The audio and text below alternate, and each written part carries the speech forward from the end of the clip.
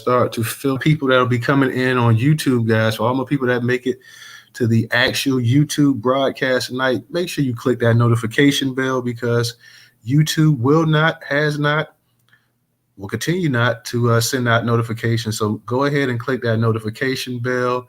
Give this broadcast a like for the night.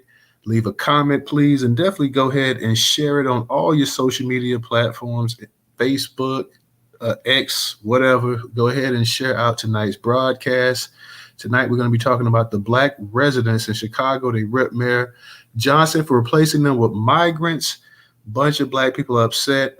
Bunch of Black people do not like exactly how they're being squeezed out. They feel like they're being squeezed out. And Just Case, I believe Just Case, you might be from Chicago too, if I'm not mistaken. So hopefully we'll get a chance to hear from you tonight, sweetie. But a bunch of Black people up in Chi-Town, definitely not happy with the situation that's going on, and they feel like they're being replaced for the most part. That they're being replaced by actual migrants coming into the country, a bunch of illegals. So we're gonna touch up on that.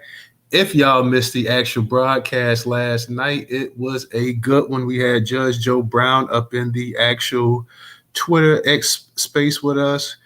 You guys, if you missed it, if you're on YouTube, you can go ahead and check out that broadcast from last night. Judge Joe Brown, he was in rare form, and we had a pretty good about a 3-hour long broadcast last night. It was kind of lengthy, but it was definitely good. It was definitely needed, and it was a good conversation. A lot of people came up and spoke last night, and the conversation was pretty good. So if you guys missed the Judge Joe Brown broadcast last night, I would definitely say go ahead and check that out. Check it out. Judge Joe Brown was in rare form, and we had a number of good speakers that came up as well too. So definitely check that out. Tonight, like I say, guys, we're going to be discussing this situation with Brandon Johnson, Mayor Brandon Johnson, and the actual replacement theory that a lot of our brothers and sisters up there in Chicago feel like is happening to them at this point in time. So, and it's not just Chicago, it's all over the country as well too, but they're feeling that pinch. We got a number of Black people that's leaving Chicago, from what I'm hearing, actually moving back down south and trying to find more affordable housing and stuff. And they feel like with the migrants being up there, that they're being pretty much squeezed out of their own neighborhoods, So property taxes are eating people up and everything else as well too. And we're going to get all up into that. I'm giving our people a little bit more time to get up in the actual space before we go ahead and get this thing popping. But yeah, man, it's crazy. Chicago just one of many cities across the nation that's having this issue. And like I say, a lot of our people, they feel like they're being squeezed out. They built the city, responsible for a lot of the wealth that came to Chicago, and now they're in no man's land. They're a forgotten group. So we want to definitely discuss that, talk about that. Like I say, Just Case, I believe, I'm not for certain Just Case, but I believe you may be from Chi-Town. If I'm wrong, forgive me, but I believe you may be from Chi-Town. And you definitely, if you are from up there or even in that region, that area, even if you're not exactly from Chicago, but you're from the Midwest up there, I'm sure you're probably feeling the pinch of it as well too. So definitely any expertise you may have that you want to share with us, we definitely want to hear it. Shout out to Ray. Ray, what's up? Shout out to Friedman as well too, coming up in the space as well too. So shout out. We got a couple of our regulars in here, Friedman and Ray's up in the spot as well too. I got Sister Just Case coming up early. Let me let you get up here because I know you got the little one. So I don't know if the little one is sleeping or not, but definitely go ahead and get it in. How you doing tonight, sister? Hey, Newstoter. I'm in Chicago. I live in the Austin area, where they were trying to take the park, Emerson Park, where the elders was going to bed and stuff like that. So I seen a city council meeting, but it's more the same. That's every week. Every time they have a meeting, that's what it looks like. Brandon Johnson, no, I know that's why he keep going to the ER and having panic attacks, because he know this don't sit right with his soul. When I was riding down the street today, and my neighborhood is changing so fast. It's just like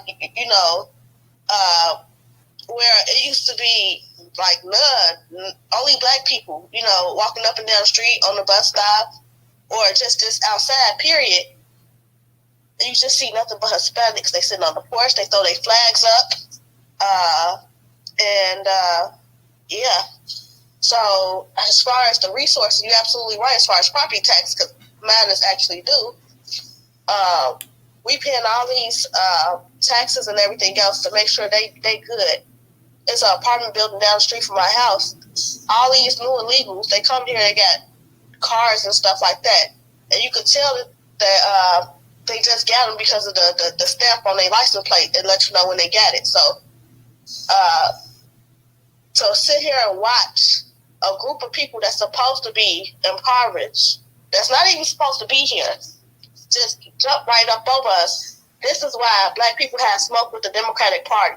This is why black people have a problem with Brandon Johnson, because the audacity of him, quote unquote, the black man from that lives in the Austin neighborhood. But hold on, you didn't grow up there. You grew up in Bolingbrook. Let's keep it a buck. So all your street cred, you don't check out. You know, you keep on saying how you from Austin, this, that, and other. The audacity for you to live in my community and think it's okay to flood the zone with these illegal anti-black people.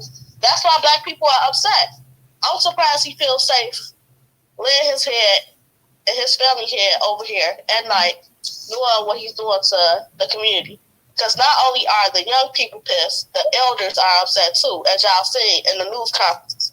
Like when I go to the conferences and stuff like that, the town house, I can't get a word in because the elders be on. They be so on point. I don't have to step in. I'm there for support. And wherever I can get in, I get in. But it's evident that they are making us. I'm not going to say try or nothing like that. They are making us the permanent underclass. All Dr. Clyde Anderson words are coming to fruition. So now the gaslighting is done. This is what they're doing. Yes, ma'am. I appreciate you coming up here real quick before we actually got this space started and kind of, igniting it, letting us know exactly what's what. Like you say, you actually feel the pinch of it because you're right up there in that actual area. So you know exactly what's going on.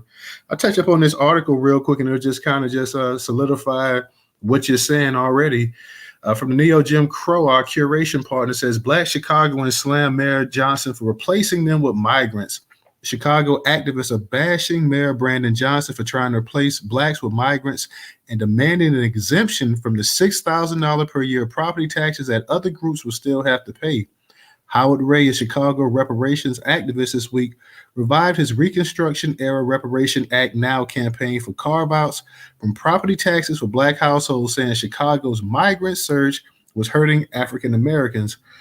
Other black Chicagoans have taken to social media to slam Mayor Johnson over $9,000 payouts to migrants to cover their rent and help furnish their apartments, saying it is pricing them out of long-standing black neighborhoods. The U.S. has seen an influx of asylum seekers across the southern border in recent months, many heading to Chicago, straining social services as hundreds camp out in police stations and O'Hare Airport. They're using our tax dollars to demise our communities, Ray told Chicago's Morning Answer. They're using our taxes to support and advocate for illegal immigrants. And in the meantime, we're getting pushed out. Ray launched his campaign last year saying black Chicagoans face much higher rates of evictions than others, and letting them off property taxes will be a fair payback for the legacy of slavery. Property taxes on single-family homes in Chicago and the suburbs average between $2,500 to $7,500 each year, according to the property website Virtuance. Taxes have jumped up in recent years, straining budgets in poor households. A lot of blacks are moving out of Chicago because of crime and taxes, moving to red states, the southern states. By not paying property taxes, blacks will be able to be saved. Tax relief for blacks would be a paycheck for injustices of slavery, Jim Crow, racial lynchings, redlining policies to restrict black home ownership, and mass incarcerations of blacks for drug offenses, he added. We're trying to preserve the blacks to stay here in Chicago, Ray added. We don't want our people to leave this city. We built this city. Black Chicago residents add similar concerns about Johnson's support for asylum seekers with shelters and $9,000 payout, saying it was at the expense of African Americans who helped elect him last year. I don't understand how they can give these immigrants thousands of dollars in the state of Illinois, but look what they're doing to our own effing people, said a Chicago woman in a video that's been viewed 59,000 times. She described Latinos arriving in her neighborhood in a 12-foot box truck using government welfare checks to buy up everything and effectively price black residents out of the neighborhood. The fact they are here and our government is giving more to them than to the people who were born here is really starting to piss us off, said the woman in the video, which dailymail.com could not independently verify. Mayor Brandon, we are coming for your ASS. The mayor's office did not answer dailymails.com request for comment. The number of asylum seekers in the city shelters appears to be falling after peaking at 15,000 in December, when officials warned that the system had already reached capacity. Johnson at the time joined other mayors of New York and Denver, which also were hit hard with migrants, to call for the crisis to be declared a federal emergency, freeing up funds to bail out the struggling cities. In recent days, Johnson, a Democrat, has walked back or rejected more than $300 million in extra funding for the migrant surge. An Echelon Insight survey in January found that 69% of Chicagoans disapprove of Johnson's handling of the migrant crisis. Only 23% approved of the mayor's performance. 8% were not sure. The surge in migrants has been a headache for the Democrat-ran northern cities and the administration of President Joe Biden, as it is in the front of mind of voters and could swing the outcome of the November's presidential election. Arrests for illegal boarding crossers from Mexico is at an all-time high in December since monthly numbers have been released, authorities said last month, exposing a growing vulnerability for Biden in his campaign for a second term. The Border Patrol tallied 249,785 arrests on the Mexican border in December, up 31% from 191,112 in November, and up 13% from over 228,000 in December 2022, the previous all-time high. Arrests fell more than half in January, in line with the historic migrant trends. So yeah, it's getting wild up there. It's getting wild up there, man. I see my man DJ coming up in here. Let me go ahead and get you up in here, DJ. And yeah, I mean, but I'm trying to figure this out right here in just case while I got you up here. Like, Johnson told everybody what he was going to do, though. You know, we held a broadcast, a space on it. Johnson, he pretty much told everybody who he was going to be helping out. He came out with his little speech when he was running for mayor. He started off about black and Hispanics and Latinos, they could work together.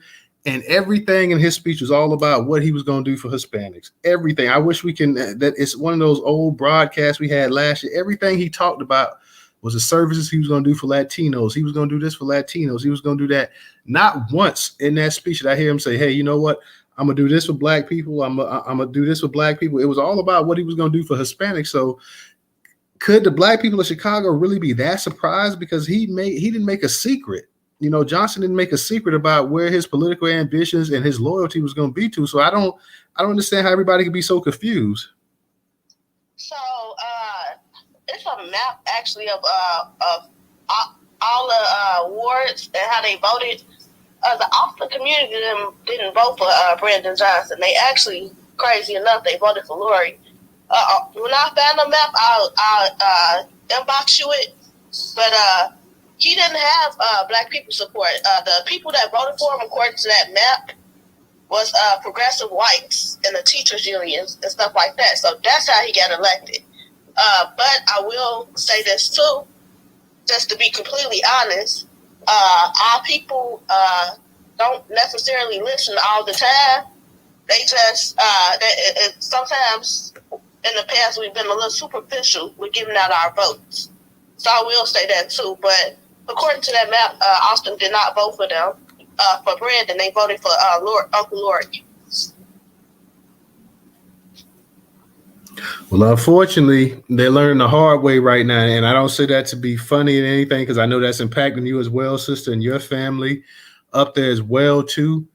But, you know, when he pretty much he said what he was going to do, and maybe nobody thought he was going to take it to this level. But let's be for real. Lori Lightfoot, she was one of the main ones that helped make it even more of a sanctuary city than it already was. And I'm not going to just put the complete blame on Lori Lightfoot and on Brandon Johnson either ways, because Chicago's been tilting that way for a while anyways. But, you know, they kind of helped blow the doors off of it even more so. So, like I say, we had a broadcast on it, and Johnson, like so many other times, they'll use I'm going to use the black I'm going to use black people to kind of scoop my way in here. And then it wasn't, I mean, his entire premises, his entire campaign, everything he said that we read that night, fresh off the site, everything he said was about, Latinos is, it's a big, people say that black and Latino can't work together, but we're going to prove and show you that that's wrong and this and that or whatever. And then next thing you know, the entire article was all about black and Latino. So, I mean, not black and Latino, it was about Latino. So like I say, I just really don't understand how, so many people in Chicago could have been shocked, because he said he was going to do it. I mean, and he was talking about services and everything then for people that weren't even citizens, and, talking about what he was going to do for illegals and migrants and everything else like that as well too. Now, a lot of these northern, I know originally you tried to get up here, but I don't know if it's an issue with the space, or maybe you just drop back down. But if you try to come back up, original, I'll get you back up as well. But yeah, I don't. Okay, I see you up here now. I don't see like how everybody is shocked, or like he's telling you exactly what he's gonna do. He's letting you know. I mean, he used the whole black. I'm gonna use the black people as a way to get up in here. Now I see it, and I'm kind of glad that finally you got black people sitting up here. Unfortunately, this is something that a lot of black people should be saying nationwide. Like, listen. We've done spaces on that before too, about how illegal immigration hurts black people the most. And in particular, the unskilled black male labor market, it hurts them more than anybody else in this country. Matter of fact, I had earlier today, I actually put out an article off of Newstoter, because even when stuff that I don't agree with comes on the site, I'll tweet it out just so people can see it and hear it. But they was trying to say, well, it's been proven, it's a fact that illegal it's a proven the fact that immigration doesn't hurt the American job market or whatever. So you always got people that's pushing back on this stuff as well too. But like I say, I'm not even the least bit surprised about it as well. So I see we got a couple of speakers up here. I see we got my girl Trouble up here. Trouble, before I get to you, let me get back to Jess Cakes, because she's up there in Chicago, and I'm going to get right back to you as well. Plus, I know she's got the little one too, so I want to get her in while we can. But Jess Cakes, go ahead and finish your point that you was going to make too, because like I say, you're up there and you see it, it's right there in your face. So Chicago is very one of the things we're known for is being a segregated city. You got the Chinese on one side, you got a Greek town, Chinatown, you got the black side town. I just want to say to black people, we got to stop running. When we got a stronghold and stuff like that, we got to stand there and fight. We just can't keep on running. With everything that's going on, we see that the Hispanics is playing chess. Here it is. Chuy Garcia ran for mayor, and when he lost the election for being mayor, next thing I know, he's a U.S. He's a representative, So, and now it's every time I see on the ballot, because I'm an avid voter, because I vote because I want to get chosen for jury duty. But at any rate, it's a whole bunch of Mendezes, Cortezes, Garcias, and all this other stuff. So I've talked to my congressman, Danny Davis, and stuff like that, and I let him know what time it is. If he chooses not to believe it, then that's on him. But I'm not running nowhere. I'm going to stand my ground, even though it's getting to the point where we outnumbered. Black people can't travel freely in Little Village. That's the Hispanic side of town. But the crazy part of it is I don't see the illegals flooded over there for real. I see them flooding in my neighborhood. I see them downtown. And for some people who need some stuff, they got name brand coats. They doing all this stealing. They getting all this money, and they still doing all this stealing and stuff like that.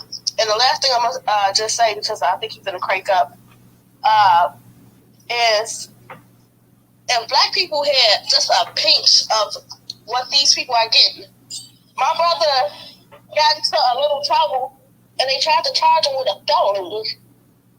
And something that could have been easily a misdemeanor or something like that, they tried to charge him with a felony. Any little thing. Here it is. These people are stabbing and shooting people. And they can't decide if they're going to charge them with the crime or not. When asked why these people not charged with the appropriate crime, they say, "Oh, we haven't finished charging them." When has it ever taken weeks to charge somebody with a crime? They get a blank slate. Down the street from my house, it was somebody got into a car accident with one of the illegals. The illegals hit them. It was a lady going to church. They put a guy speaking English on the phone. They told him, "Just go ahead and take it on the chin. That's what you pay insurance for." The guy that hit him had no insurance, no license. The police officer was Hispanic. I don't think they were from the same country. I don't believe so. But she was doing everything in her power to not arrest him.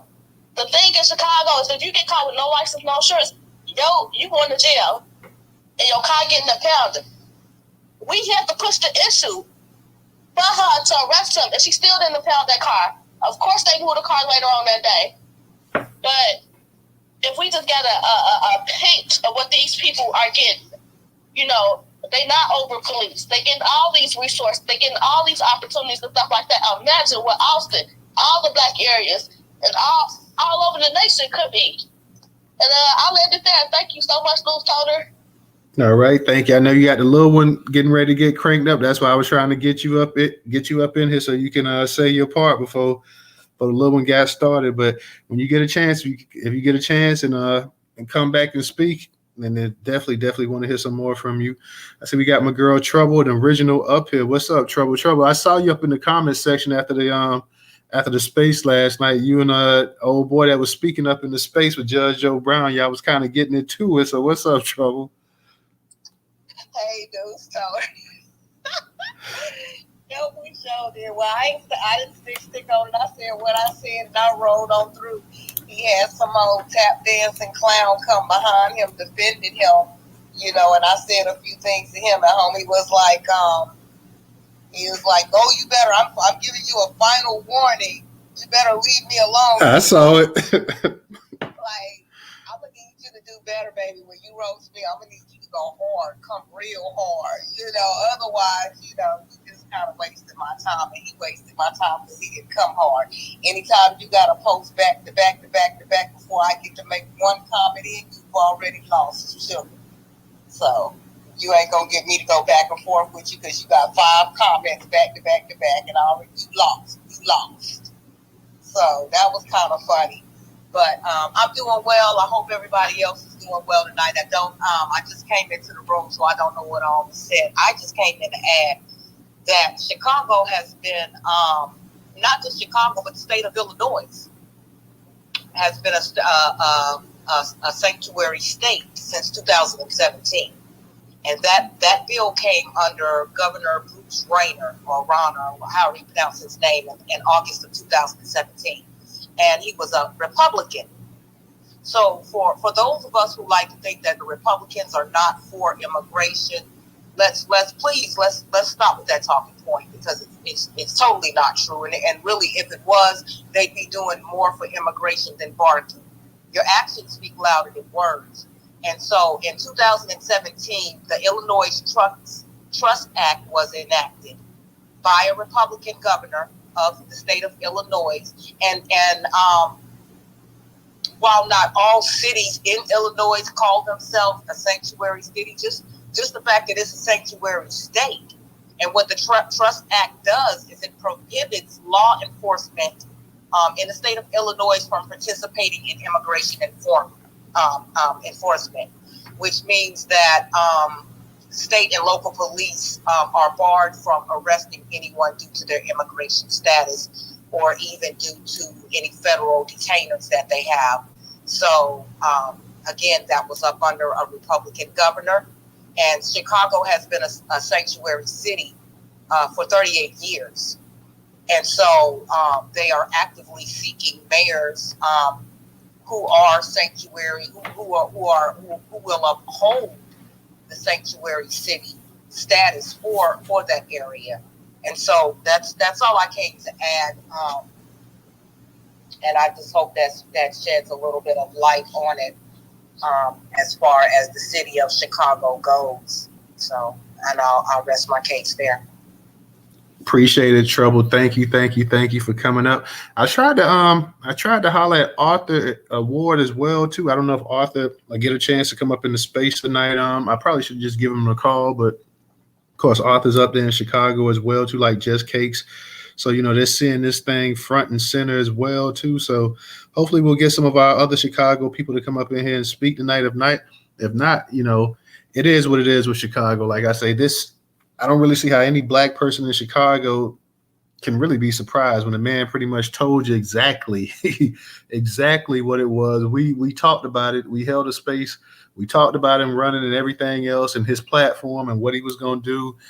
And he was dead set, on doing what he's been doing. Not only that, but I believe J.B. Pritzker, the actual governor, and of course he's supposed to be signing something in the bill or whatever. I just glanced at it. It was on the site, but it was something about $52 billion, and it was talking about education and other expenses and stuff. And of course, it had about migrants as well too. So it's going to be very interesting to see exactly how much of that $52 billion that they're going to be putting in effect is going to actually go to the migrants as well in that state. Let me go ahead and get to Original. What's going on with you tonight? Hey, peace, black power, black unity, and lineage-based reparation. Newstoter, this is not just with Chicago. This is all over the country where black people are. Now, this was around maybe between 2013, between 2010 and 2013 or so. There was this illegal alien here in Georgia, and she was attending Kennesaw State, but she got caught by the police driving a car without license and I think insurance too. And so everybody was talking about, how sad it was, and they was trying to this local radio station was trying. There's two, the FM station B103, as well as the other the AM station WAOK here in Atlanta. So they was trying to convince black people that we should support her. And so when additional information began to come out, and so she was attending Kennesaw State. We don't know how she got in, but she didn't have to present anything, and she had a black guy who had been put up to be her attorney. And they was trying to convince us that it's in our best interest to support this witch. And so this one sister, she called in, and she said, wait a minute, you're going to tell, well, I'm going to use the word witch, but y'all know what I'm saying. She said, you're going to tell me this witch can just walk across the border, and I think she had been here since she was young or whatever, but said she can go and enroll in college and not have to present any kind of paperwork. She said when she put her child in Georgia Tech, she said she had to take her financial information and other stuff to show, that she was this child mother and whatever she had to, present. And she said, you telling me to support this witch and she can just walk across the border and go to school? She said, oh, hell no. And it went down from there, I'm telling you. But black people started saying, oh, no, we're not supporting that. It's like all these black folks, I just call them the boule people, whether they be in media or whatever, they will not promote anything for us. And see, when Keisha Bottom, she's the mayor she's the one who was mayor before the current one. She filed paperwork in a court of law defending the illegal aliens' right to be here in this country. Now, she never even mentioned reparations for black folks. See, that's how these people work. And the current one, what's his name, Andre Dickens, he has welcomed them here to Atlanta as well. See, I keep telling people, Atlanta is not a black Mecca. These people, they hate us. You got this senator, Raphael Warnock, and he was going around trying to promote himself as he's the punk preacher who preaches at the church without the king preach, And so he was at a town hall meeting. It was during that the 2020 the 2022 election cycle. I think it was, because that's when I think he ran in 2020. He had to run again to refill. It was a special election or whatever for that seat, because the previous senator was just old and had to leave. So in 2022, he was running for the full 6-year term. And so what happened is, he was in a town hall meeting, and this illegal alien asked him about immigration, and he gave her a direct and to the point response, and said that they were a workforce to be used, and this, that. He just ate her up. So then, when a brother asked about reparations for U.S. descendants of enslaved people, he started talking about expanding Medicaid and everything that didn't have anything to do with reparation. And then when he got finished, the boy said, and that's a solution. And I keep telling black folks, if y'all keep voting for these low-down people that don't give a damn about you, they are not, you get what you vote for. But I do remember, Newstoter, with this boy, Brandon Johnson.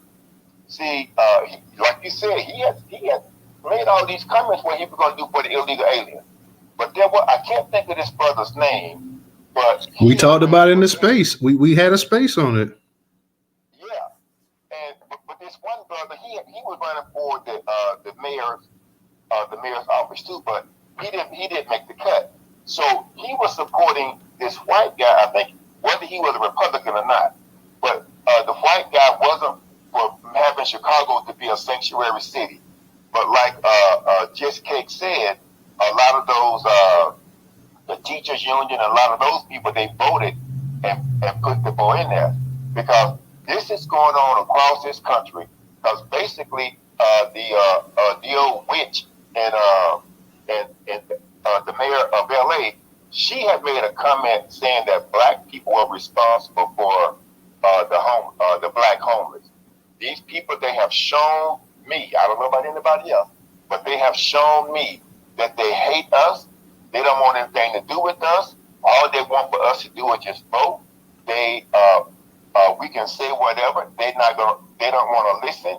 And that's why I keep hearing that the Dems seem to be a little perturbed, because black people have been telling them. Because I put something out there with what's the name of what's the old witch name? Barbara Lee. She was at a debate, and she basically talked about all these other groups except for black folks. And I left her a message, and at the end of it, and I said, I hope you lose, because I'm not giving them any money. I could afford to give, a little money to some of these people running for public office, but I'm not going to do it, because they are not going to represent U.S. descendants of enslaved people. And I would be disrespecting myself, my ancestors, and everybody else by giving them money or a vote. Our presidential primary is next month, but I'm not voting. I've already reviewed the ballot, and it's only for the people who are running for the White House. And I won't be going out there voting. I don't give a damn what happened to Jim Crow Joe. Because at some point, people just like, because there were some people who was giving this, the brother who backed the white guy, they were trying to get this white guy in. At some point, you may have to do something a little different to try to get your point across, because, voting straight for the Democrats or the Republicans, because the Republicans, where they mess up at is that I don't have a problem voting for Republicans, but I'm not going to vote for you, and you're only going to give me benign neglect like the Democrats have given us benign neglect. I can't do that. If you can't sit down and talk with us, then and let us tell you what we're looking for, then I don't need to vote for you.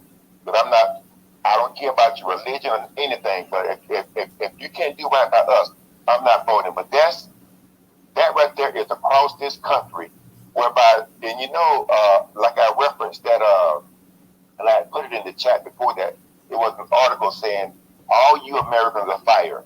how those growers down in South Georgia and northern Florida, these people they was hiring these illegal aliens and paying them more than they were paying the black folk.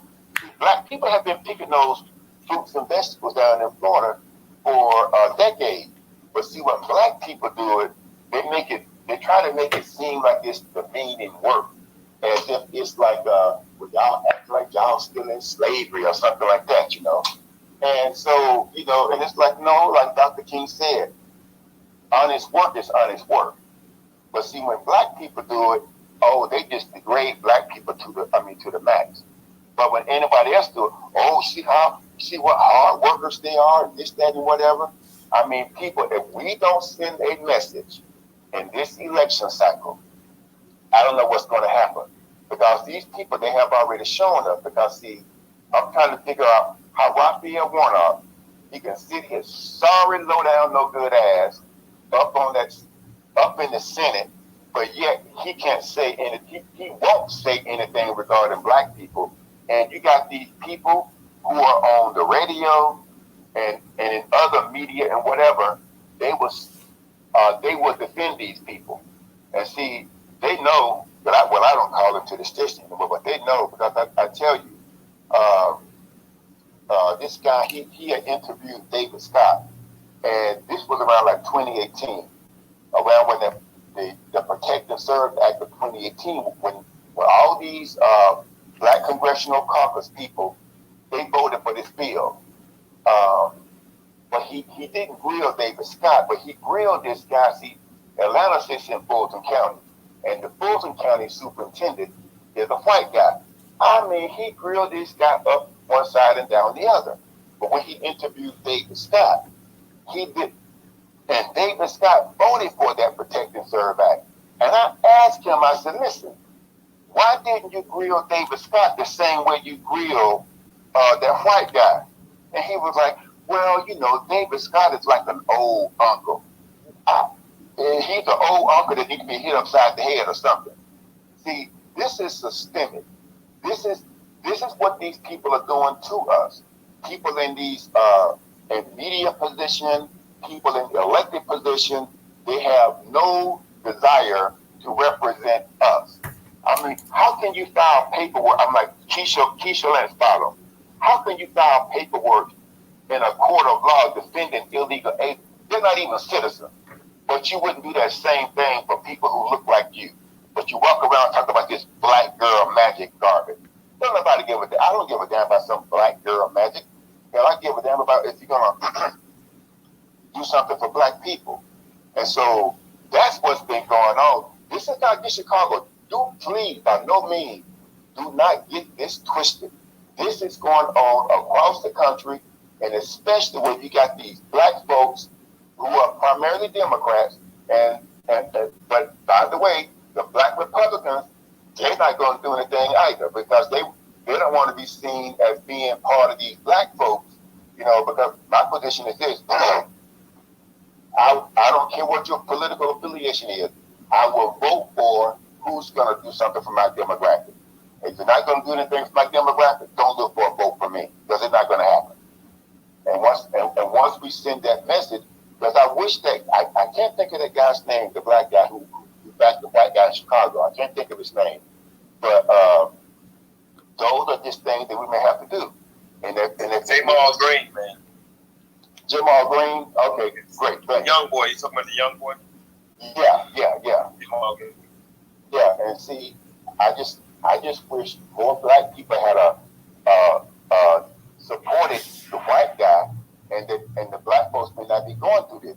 But this is just insane that you got black elected officials who will stand up and just defend everybody, but won't say a damn thing about us. And people, I'm telling you, if you continue to do this, you're not only killing yourself, you're killing those that's coming behind us. You're gonna make it worse for them. So we just have to understand and send these folks a strong message. And like I got into an argument with somebody. It was, yeah, man, some of these black folks said they're going to vote for Donald Trump. I said, and your point being what? I said, the Democrats not doing a damn thing for them. Hell, why would you continue to vote for somebody that's not going to do a damn thing for you? I said, if they feel like they should vote for Donald Trump, that is their vote. I can't control their vote. That is their vote to do with as they please. So don't come to me with this garbage about, well, black folks talking about voting for Donald Trump. So what? As Miles Davis said, so what? Until you show me the Democrats are going to do something, don't come to me about voting. I don't want to hear it. But I think we need to look at this and see exactly just how they're pushing these people around the different states and cities in this country. And they're putting them primarily where you got a stronghold of black voters. That's where they're putting them. And that's easy to see. Look at Chicago. Chicago is one of the blackest cities in this country. And look at New York. And look how people just have, a lot of black folks just have left New York. So I think we need to look at it from that perspective. And I'm going to land and let someone else speak. All right, appreciate that, Original. Let me give a shout out real quick to EHZX and Francisca for their contributions on Cash App. Mark, you had your hand up, and you from Chicago. I definitely want to hear what you got to say. Do you want to speak, or you want to wait for a second? Yeah. I mean, first off, I heard her mention Sheila Jackson Lee. She's Jamaican. The girl in California, she got kids by a Mexican. So I mean, it doesn't surprise me when I see her. Mark, can we get you a little bit louder? You got earbuds on or anything? No, it seems like something wrong with your phone. Nah, I'm good. I can hear you, but I can hear you, but I'm trying to make sure our people on YouTube can hear you. Oh, okay. Well, no, I mean, can you hear me now? I mean, you said you can hear me. Yeah, I can hear you. Yeah. No, but I'm saying that the mayor in California that he spoke on, she married to a Mexican, got kids by a Mexican. And so Sheila Jackson Lee, she's Jamaican. These people don't fight on behalf of a strict black agenda. They're people of color. They everything but black Americans. You know, they're not black nationalists in their heads, hearts, and minds. They care more about minorities and black and brown and people of color. You know, we need people in office that are there to stand up for our people. No different than you saw those Mexicans in California come together culturally. They culturally took over those places that they've taken over in California. But we have to be the same way. So when you look at Chicago, this mayor is a progressive. When you hear these people talking about these progressives, that's code word for gentrified black people out of the cities. And I don't care if they black American in and out. When you hear them say they're progressives, it's code word for they're gonna wipe your ass out if you don't go against it. And that's why we supported the white boy over Brandon Johnson. Why? Because we knew them Zionist Jews controlled Brandon Johnson before he went in office. And I tried to explain this through social media to people. They got so caught up on the black face that they didn't hear that the people behind the scenes were the Zionist Jews that were pushing him. They were the ones, folks, the North Side Zionists were the ones that put him in the race. All these people, teacher union, they all are the same people. Socialists and all of those shit. There's no such thing. When it comes to those ideologies, those are not black people. Hey, Mark, try not to curse, but go ahead. Did I curse? Yeah, you just said shit, so try not to curse. Okay. But those people are not those are not our people, even if they're black American. They're part of these ideologies and these agendas. If they're LGBT, those are not black people. If they're feminists, those are not black people. Black people push the black agenda.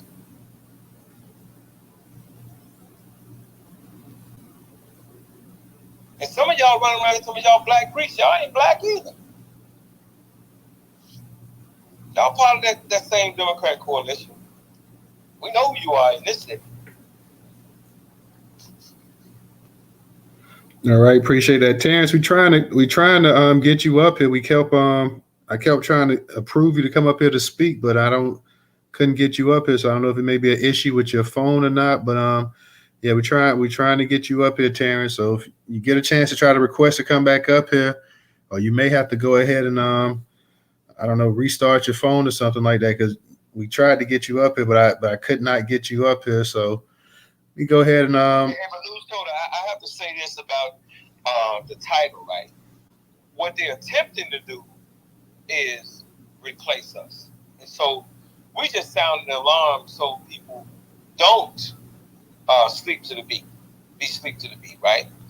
And so it took for the situation with Abbott sending illegal immigrants to Chicago. It took that to happen for our people to really wake up, because for us, this has been going on since 2011. This plan, the New Americans plan, has been going on since 2011 under Ron Emanuel. And no matter how many times I personally got on the radio and said this to people, they weren't listening.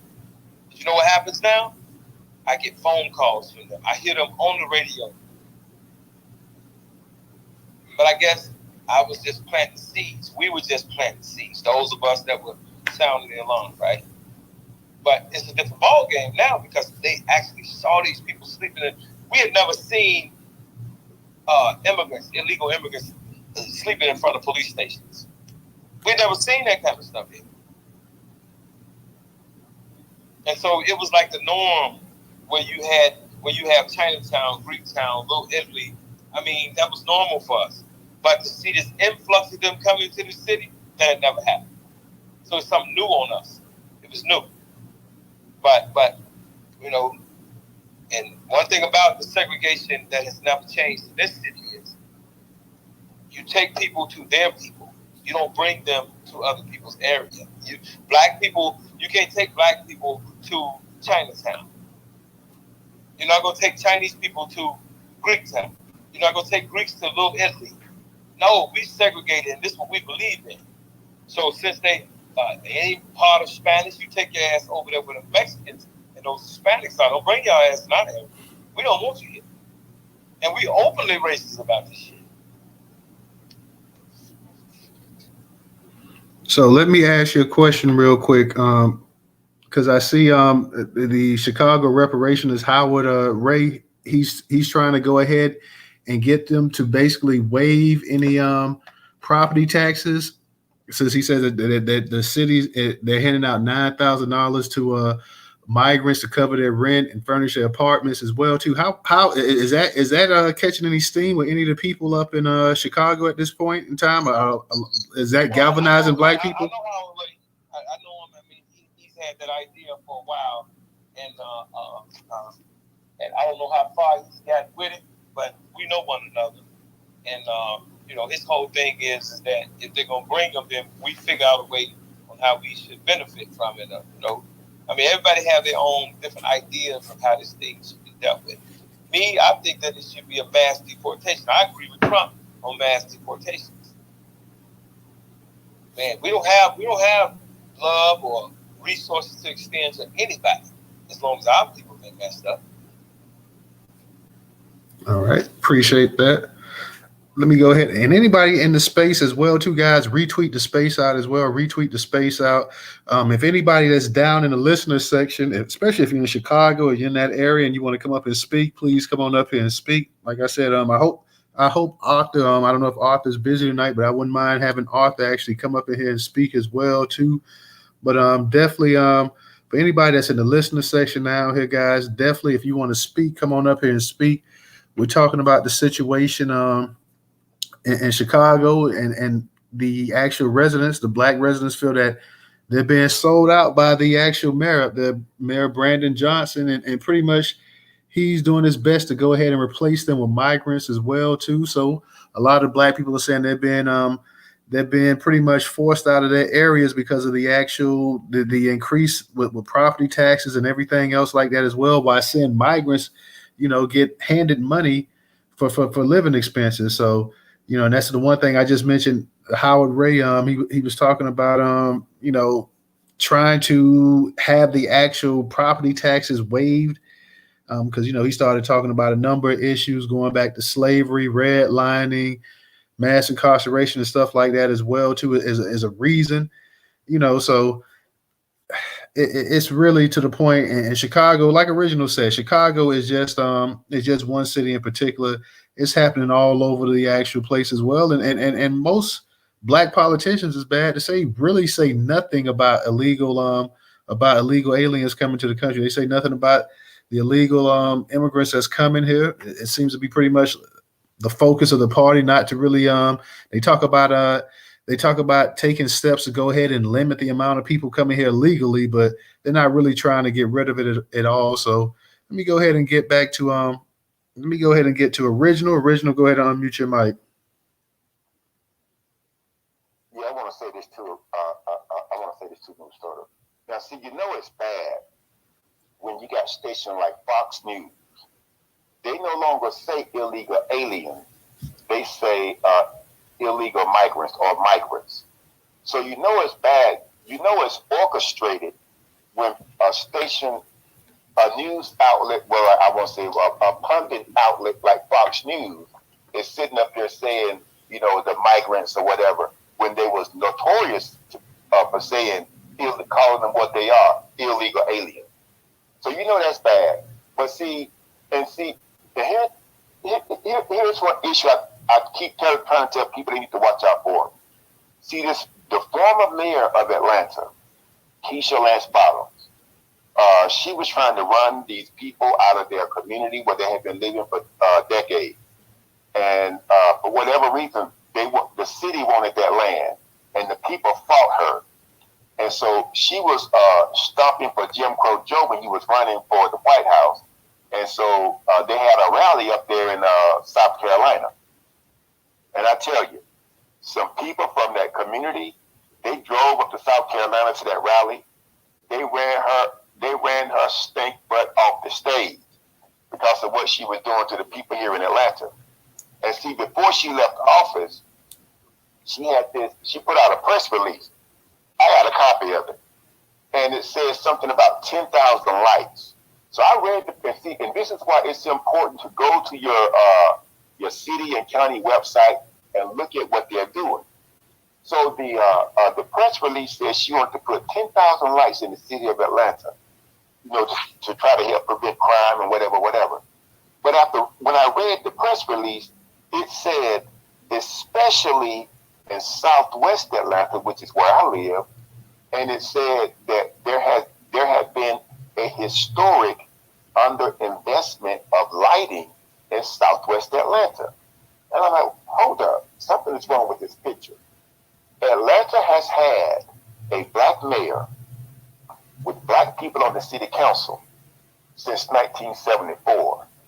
And for there to be an underinvestment of anything where black folks live, that says to me that these people never had any intention of representing us. They would come with this broke down message. Well, we need to get some, well, as long as we got some black folks, we need to see some black folks up there.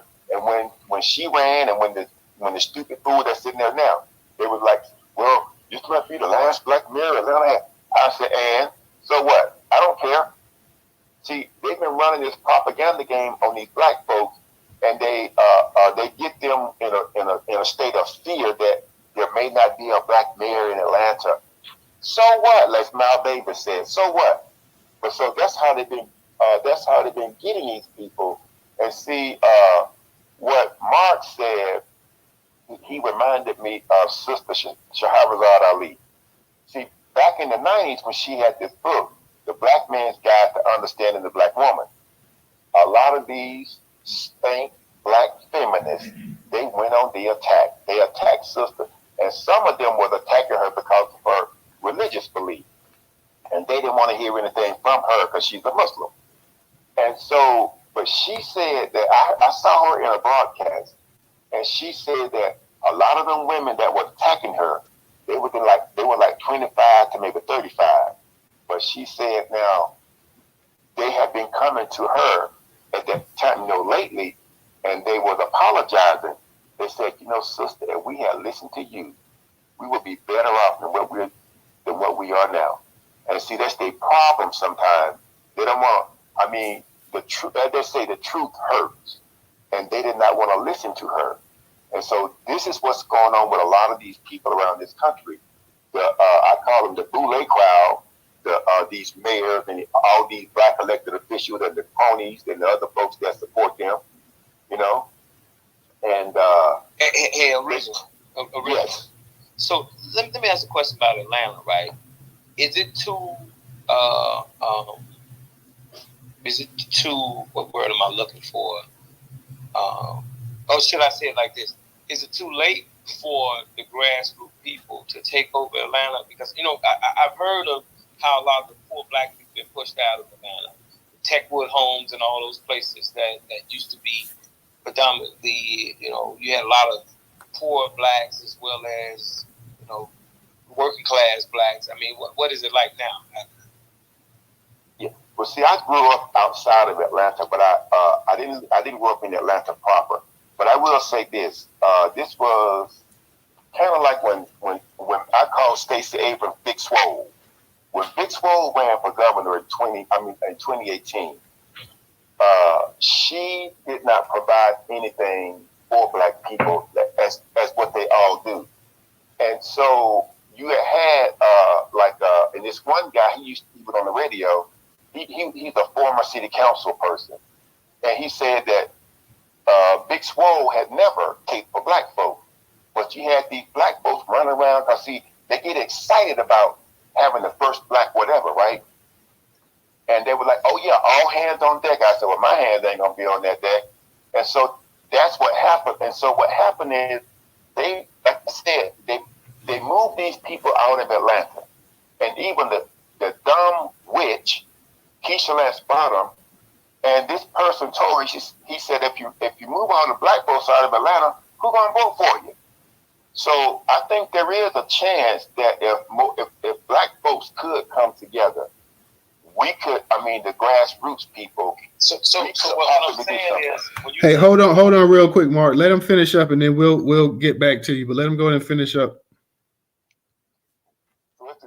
If the grassroots people were to come together, they could do something. But for the most part, I think Atlanta is possibly going to go the way of Chicago because of the black people who are the black elected officials, as well as the cronies that support them.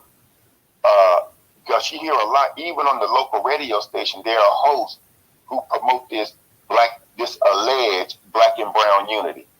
And so, and because of that, they think these people are their friends. And some of them think, well, they come from us. Well, they didn't damn come from me, but I don't claim them. And so, since you have people like that who are putting a message out there for the stupid people that follow them, I do see that Atlanta may go the way of Chicago. It may not be as direct as what Chicago has going on right now, but I do, because like I said earlier, this current mayor has already welcomed the illegal aliens here. Because when they started saying Chicago's being overrun, he said, "Oh yeah, well, we welcome the illegals." So you have because of stupid people like that. I do believe that if people don't speak up in time enough, Atlanta will go the way of Chicago, and people will wonder what happened. And I'll end with that. Oh, all right, Mark. Did you want to respond to that real quick before I get to the new speaker, that Negro? Can you hear me, Mark? Yeah. So I guess what I was asking, because from my view, Atlanta has more of a classist, a black racist problem. The haves and have-nots. You know what I mean? You got people like those Russell boys down there, and if everybody has a mindset like those Russell boys, then y'all got a real problem, because those some black racists. I mean, they fuck over poor black people, right? Mess over black people, my bad. Yeah. Language. But go ahead. Yeah. So what I'm speaking on in Atlanta's case, you might have a heavy saturation of black elites. or boule and all that, to the point to where the grassroots people would never be able to win their city. Well, it's opposite. It's the polar opposite when you look at California, where you have a heavy saturation of Hispanics. And so I asked the question, do you all have the power to overthrow them? See, here in Chicago, we still got the power to overthrow all these groups. It just, we were just up against the fact that we were young, didn't know, and now you're seeing us running our candidates under the Republican Party. Well, we don't believe the Republican Party belongs to any group. We don't get up under quote unquote white people. We're not asking for no permission from them to run our candidates. We run them as Republicans to send a message to the Democrat Party. But we still have enough power because they're not saturated enough we have enough power to if organized properly, we can overthrow them. And last but not least, across the country, y'all, I've said this since since Clubhouse days. Do your homework on Cities for Action. You'll see that all these black mayors and these mayors, along with the other whites or whatever mayors that are in these predominantly black cities, are part of Cities for Action, which is where they have agreed to give these cities over to immigrants. And so when you see people like the California mayor or Atlanta's mayor, this newly appointed Memphis mayor, they all are part of Cities for Action, which they take orders from this Democrat Party at AIPAC to give the cities over. But we're not going to just go to these. All right. Appreciate that, Mark. Let me give a shout out real quick to Cognitive. For everybody up in the space, definitely go ahead and retweet this space out tonight, guys. Retweet it out. Same for my people on YouTube as well, too. Definitely go ahead and retweet it out. Up in the Jumbotron, we have the YouTube channel up in there. If you have not subscribed to the Newstoter YouTube channel, please go ahead and do that while the actual broadcast / space is on. For those that can support us on Cash App, $Newstoter. $Newstoter. Newstoter is the largest Black-owned Black American news curation platform today in America. Once again, $Newstoter. Newstoter. For those that have don't have Cash App and have PayPal, Venmo, we have that up in the Jumbotron. For those on YouTube, the Cash App is on the screen, $Newstoter, and also the Venmo and PayPal is up in the description. I'm gonna go ahead and get to Dat Negro, and then we got another speaker after that as well, too. Dat Negro, what's going on? How you doing tonight? Yes, sir. Can you hear me, Newstoter? Yeah, I can hear you. All right. Good evening, DJ Newstoter. Thanks for having me. Just real quick to kind of clarify for myself. Original Blood, you were saying that there isn't that kind of support that Mark has in Chicago, up there in or down there in Georgia, Atlanta. Yeah, they're not. They're mostly asleep down here in Atlanta. Okay. All right. Okay. I appreciate that. So yeah, hey y'all, to the room, just saying, what's up? It's that mulatto that's out here working harder than any other full-blooded Negro I know in Washington State. Peace, power, and Negro reparations to the room, specifically for the Black American Negro who built this country with slave labor per the lands promised in Special Field Orders 15. To answer the question of the room, Black Chicagoans say immigrants are replacing them.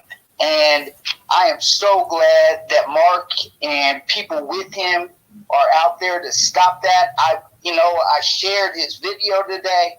I watched that brother. I think he said he served for 8 years, 2 in Iraq. And they are feeding these migrants that haven't done anything for this country, but they ain't feeding our people that are hurting right there, even veterans right there in the heart of the BS. And they're feeding these people. They got caterers. I think I heard Mark say, or somebody in the video said, they had actual caterers for these people. But we have people, and they talking about, we can't even warm our tents, man.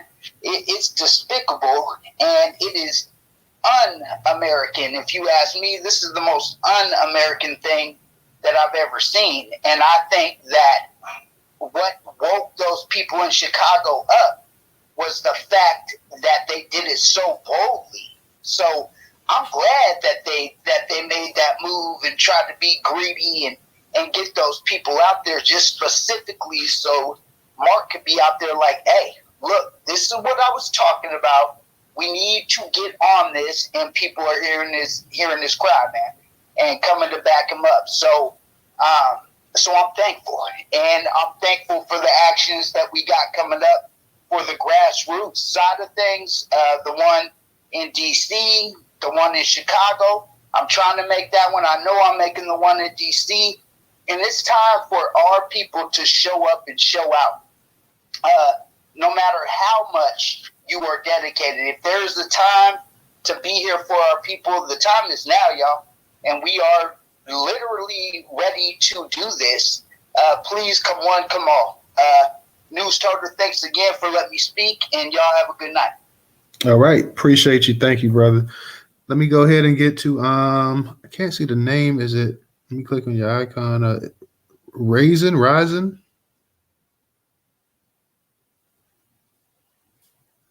Okay, I see we got a hand up. Is it I see, I think Ryzen, is that your name? Ryzen? Okay, we had a hand. 1:31 p.m. 1:31 p.m. There you go. Okay, I don't Ryzen, I don't know if you want to speak or not. You had your hand up. Okay. He put his hand down. All I know is you have the actual profile like kind of red and blue. So I don't know if you want to speak or not, but I guess we'll have to get back to you. So Mark, let me DJ, go ahead. I see you got your hand up. Go ahead, DJ. I mean, the folks could speak or whatever. I just wanted to chime in real quick what you said about somebody mentioned Jim Crow Joe, so let's not forget what Joe Biden said to Charlemagne the coon, you feel what I'm saying, about, hey, you ain't black if you don't vote for me. Also, he also told Charlemagne that, hey, look, these immigrants or Latinos, Hispanics, they work like the devil. Ain't nobody worked harder than the devil than black slaves. You know what I'm saying? That's already documented. Y'all don't have no documentation of chattel slavery in Mexico. And y'all lost 2 wars to America, by the way, too. So, it is what it is. Other thing is Joe Biden said that, and it was some also that ties into what Chuck Schumer said, Senator Chuck Schumer, you know what I mean, who needs to pretty much get the hell up out of office like Jim Clyburn, been up here in New York, never did anything for black people, you know what I mean? Let's be logical about this. And your niece or your cousin, Amy Schumer, she needs to shut up too, speaking on behalf of black people, because we don't want to support Israel. Hell up out of here, shorty, and your jokes ain't funny either, you know what I mean? So they have both said different times that immigration is needed because we don't have a working class here anymore. Immigration is needed because we don't have the manpower anymore. Immigration is needed because most Americans don't want to do certain jobs anymore. When we all know that's a lot, at least for us here as black folks, a lot of times we ain't even given the opportunity. A lot of application. People working harder than us. See what I'm saying? But go ahead, Mark. Hold on, because I don't know if Mark don't have his hand. Let me see if one of the new people that came up here, Monarch, do you want to speak, or Minx? Are you guys planning on speaking, Minx? Yes. Hi. Hey, how you doing? Hey. Hey, how's everybody doing? Thanks for having me. I just wanted to say I've been in, Atlanta and surrounding areas, living for 34 years now. And I lived in the south side of Atlanta. I lived in Fayetteville. I lived in black areas, the city of South Fulton, which used to be like Old National area. I ride past there every day. It's like, you know, you have the city of Atlanta and then a whole lot of other cities around it, East Point, College Park, all of that. And I'll tell you what I am seeing right now, like every day when I ride through past Old National coming through the city of South Fulton, I see a lot of Africans. Lots and lots of Africans. I used to live in that area. You know, a lot of them used to have, you know, booths at the swap meet over there. And there are so many now. And that's a very big, huge voting block in that area. And because I used to help out with, you know, during, you know, the voting. And so that's a very, very huge voting block for Black people. That's a Black area. And so it's changing. It's changing now. There were little pockets of Mexicans there, Hispanics there, little pockets. And like, I'm in Fayetteville now. And it's, you know, it's all mixed up, but it's not really a lot of Hispanics down here in this area. And I really didn't see, I know Atlanta's pretty big. I really haven't been seeing anybody like grassroots movements talking about, you know, Black people, us getting together and, you know, trying to, you know, come up with some sort of a way to combat this or, you know, so that we're not thrown out or replaced or, you know, taken over. Because I know that's the plan. But there's so many different mayors, and there's a lot of Black mayors. You know, Fayetteville has a Black mayor. South Fulton has a Black mayor. Atlanta, you know, and Union City. So, and it goes on. East Point, you know, all of those different cities have different mayors. And so and there's a lot of Mexicans in East Point, by the way, and in College Park, a lot. So just wanted to come up and say that. I'm going to land my plane. Thanks for having me. All right. Thank you, Minx. Monarch, you're up here. Would you like to say something? Yeah. Can you hear me? Yeah, I can hear you a little bit low, but go ahead. Am I better now? Or do you have on earbuds? I got a headset on, bro. You can hear the echo. If you got a headset on, take the headset off. That'll help. And Mark, if you could get a chance, just repeat what you said about that mayor's office to the system after this person speaks. Yeah, I can hear you. Okay. Yeah, I live like I spent basically most of my life in Texas, but a good amount in Chicago on the South Side. And I just think the whole immigrant thing is for the white nationalists who want to keep this country. I personally feel like if you just look at our trajectory, we've been kind of basically done since the 70s. Once they got us on the abortion trope and we accept homosexuality and we call ourselves the N-word, like it's like we got basically Stockholm syndrome with the N-word. For looking at it from their perspective, we're basically done. They don't have to do anything else for us. And so the only reason they're putting Black people in positions of power is to use us as a buffer when things do go in a a negative direction in this country with the immigrants. I feel like the immigrants are being promised jobs, and that's maybe why they're flooding up here and they're being paid. And then maybe they can always pull the rug out from under the immigrants and be like, hey, there are no jobs for you. But for the white nationalists, you want a Black face attacking Trump. You want a Black face as the mayors of these cities bringing in these immigrants. You just want a Black face as the head of all of the problems that will ultimately affect the Europeans who want to keep this country intact, and that creates a buffer zone for the Europeans who are trying to destroy this country, and then so we can take the fall. That's just my opinion. I feel like personally, as far as like reparations or anything like that, that'll never happen, and we're just being used as a buffer. And we'll just have to see where it goes. But thank you for letting me speak, and I'll keep listening. You say reparations will never happen? Is what you're saying? Never, because reparations means to repair something. So if I don't look at you as human, and I don't think I did anything wrong, what is there to repair? It's been hundreds of years. They're giving immigrants money now that they can give us. They're giving them jobs now that they can give us. They're giving billions to Ukraine, Israel. What is it about the European where he would ever see a wrong that he's done? I just don't see that as a possibility. He has not done me wrong. If technically when these things were happening, if I was by law 3/5 human, he hasn't committed a crime. This is why they'll call us violent, and 13% commit 30% of the 50% of the murders, and blah blah blah, because they haven't been violent to us because we're not we're less than human. So it's not really violence. It's just the natural order of things, so to speak. So that's how I look at it. All righty. Appreciate you coming up here. Let me go ahead and get to original. I see you got your hand up. Mark, did you Mark, let me ask you a quick question. The crime situation in Chicago. We hear about, they talk about Chicago, and we see Chicago on the news. I've never been to Chicago, and it seems like it's Beirut in the 1980s from what we see on the news and everything else. And I've talked to a couple of people, and people say, it's not as bad as the news makes it out to be as well. But what's the situation in terms of the actual crime, and is it a big tick up of crime with the migrants coming there the way they are as well too? Well, first off, you're a migrant when you migrate within the country that you live in. You're not a migrant when you come across the border. You're an illegal immigrant.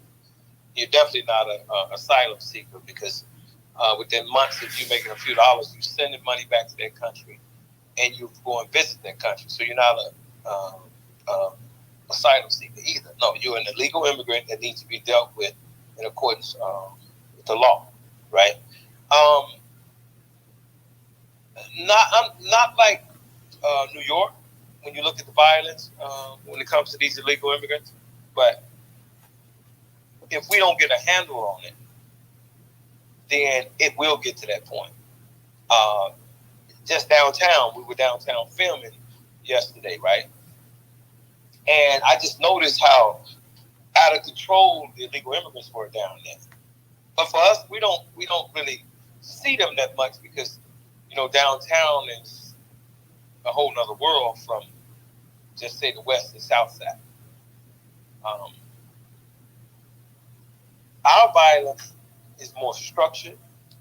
It's as a result of the politicians starving our people into savagery, and then it's portrayed in a way where you all see it as the people who are involved with the violence are the big problem, versus those who are part of the social engineering.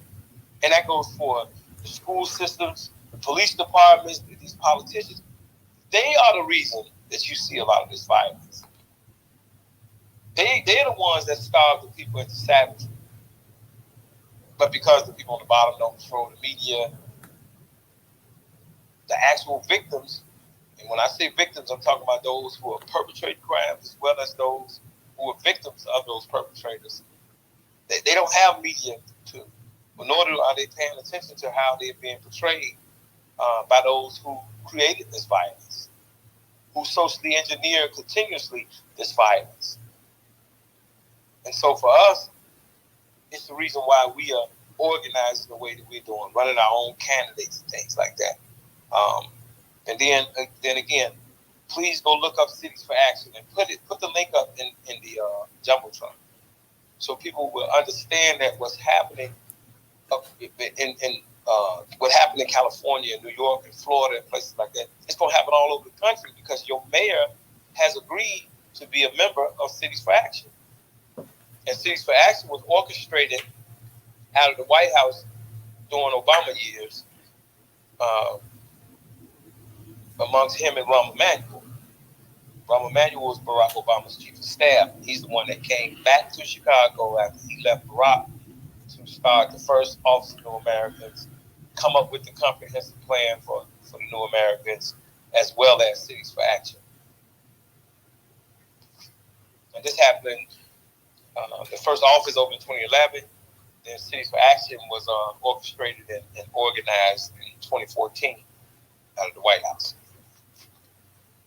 All right, appreciate that, Mark. You can put that link in the Jumbotron. If you have the link, you can go ahead and you can put it up in the Jumbotron. Yeah, I got it. So just to speak to what Mark is saying, and also to add in, Mark, the Office of New Americans. You see what I'm saying? You add that in, the Cities for Action, and this is why when you go step to your black, got my fingers up, elected official that you elected in your local community. This is why they saying immigrant this. You know, we must take care of these people that. You know what I mean? Sanctuary city, state, and city, this and that. So let's not forget, you know, that as well. So I just looked up right here, Cities for Action, New Jersey, because, you know, Jersey is dirty. You know what I mean? And let's just go click into this link right here. 2 seconds, hopefully it'll load up quick. Share the room out, y'all. Share the room out. Make sure y'all follow Newstoter on the group too. So let's go over to, let's see, where we at. Okay. Hey, but before you read it about just a simple city, read the mission of Cities for Action to the room. What the mission is. The mission for all of the cities. I got you on that, but see, look, just let me read some of these towns that some of these mayors are in. And the reason why I say that is because black folks have been, what's the word, you know, singled into only specific counties here in New Jersey, Essex County and Camden County. You see what I'm saying? That's the only 2 counties we populated really here in New Jersey. Yeah, we got black folks in Union County and Hudson County and Sussex County, Middlesex County, but not the majority of us. You see what I'm saying? So, like right over here, I just lost it. Mayor of Plainfield, Adrian O'Mac. See what I'm saying? Plainfield used to be a black town. They pushed us out. See that? Princeton, that's not too far from Trenton. You see what I'm saying? Mark Frieda used to be a black slaveholder spot. Look up your slave history in New Jersey, y'all. It's not a game. You know what I'm saying? Right here, I'm right around the corner from here. Mayor Roselle.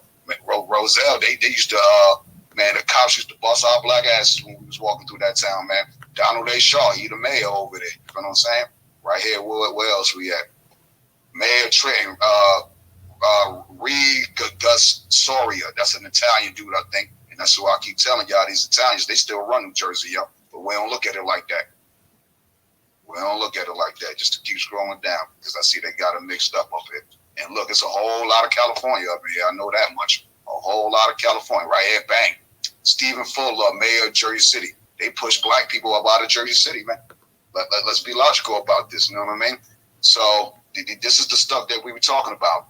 Ralph Bahala, mayor of Hoboken. I ain't gonna never really say black folks is out in Hoboken like that, but that's right next to Jersey City. But see, when you look at the National Office of the Americans, where's the headquarters? At the White House, right? Right. So the whole plan is to do exactly what you're saying to all these predominantly black areas. That is the long-term plan, and it's to do just what they've done in California, New York, and Florida, and Minnesota, and shit like that, stuff like that. That's exactly what they're going to do to y'all cities if y'all sit on this. If y'all sit on your hands, and a lot of y'all that consider yourself LGBT, you might consider yourself boule, you consider yourself feminist. They're gonna get you too.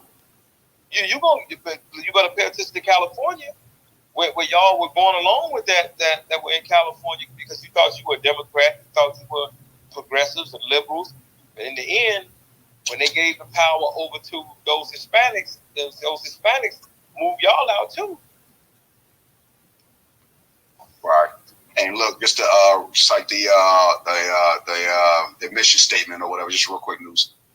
Cities for Action, CA4, is a coalition of nearly 200 U.S. mayors and county executives advocating for pro-immigrant federal policies and launching innovative, inclusive programs, inclusive meaning strictly to them. You know what I'm saying? Programs and policies at the local level. Our leaders have joined forces to create stronger and safer cities by driving the national debate, embracing new immigrants, and engaging with stakeholders to win on immigration policies. So this is the reason why Roz Cohen Baraka, mayor of Newark, New Jersey, rolled his eyes and turned his back on me when I said, "Hey, Mr. Mayor, reparations is for Negroes. It's lineage based." What? Turn around and look. You already know he a pantether. So there you go. You know what I mean? All right. Go ahead and get to original. Like I say, for any of our people that's in there, we got a bunch of people up in here tonight. I'm surprised more and more of y'all haven't come up here to actually speak tonight on the actual topic as well, too, guys. So definitely feel free to come on up in here. I see facts on that. Yeah, I see. A lot of y'all live with these folks is flooding y'all neighborhoods. It's starting to see it's a culture shock to the folks that ain't got nothing to say because they trying to figure out where the hell is this stuff even coming from? And we got a bunch of our people up in there. I see and I know Stephanie be working and Rella be working, but I see y'all down there, Black Majority State. Live, what's going on? Re-Raw. What's up for all our people up in here, man? Like I say, the mic is open. It's a hot topic. Yeah, it's a bunch of y'all up in here. You know, I know everybody that comes up in the space don't speak, but definitely come on up here and share your thoughts. And also, man, we got a bunch of people up in here too. Support on our Cash App, even if it's $1. $1 goes a long ways. So if you got $1, you can contribute to the actual platform. Like I say, and make sure you guys visit newstoter.com, guys, to stay up to date on breaking Black news. This article actually was tweeted out yesterday, and also start sharing the content as well too. This article was tweeted out yesterday. It's up in the Jumbotron. 90% of the actual spaces broadcast we do actually come from the actual topics right off of newstoter.com. So make sure y'all visit newstoter.com to stay up to date on breaking Black news. That's what I'm saying. It's its own platform. We got our own media platform. So definitely support by visiting. You ain't got to stay there long. Visit it for 15, 20 seconds and come back on Twitter, go to Facebook, Instagram, whatever.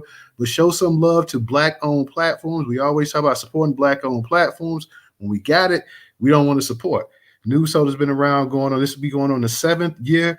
So guys, go ahead and support. We've been putting out content news for 7 years. So definitely go ahead and support. We're closing in on 10 years of being a Black-owned media news site, a Black-owned site curated, powered off of Black content from other Black newspaper content creators and everything else. So we need you guys to support. Visit newstoter.com to stay up to date on breaking Black news.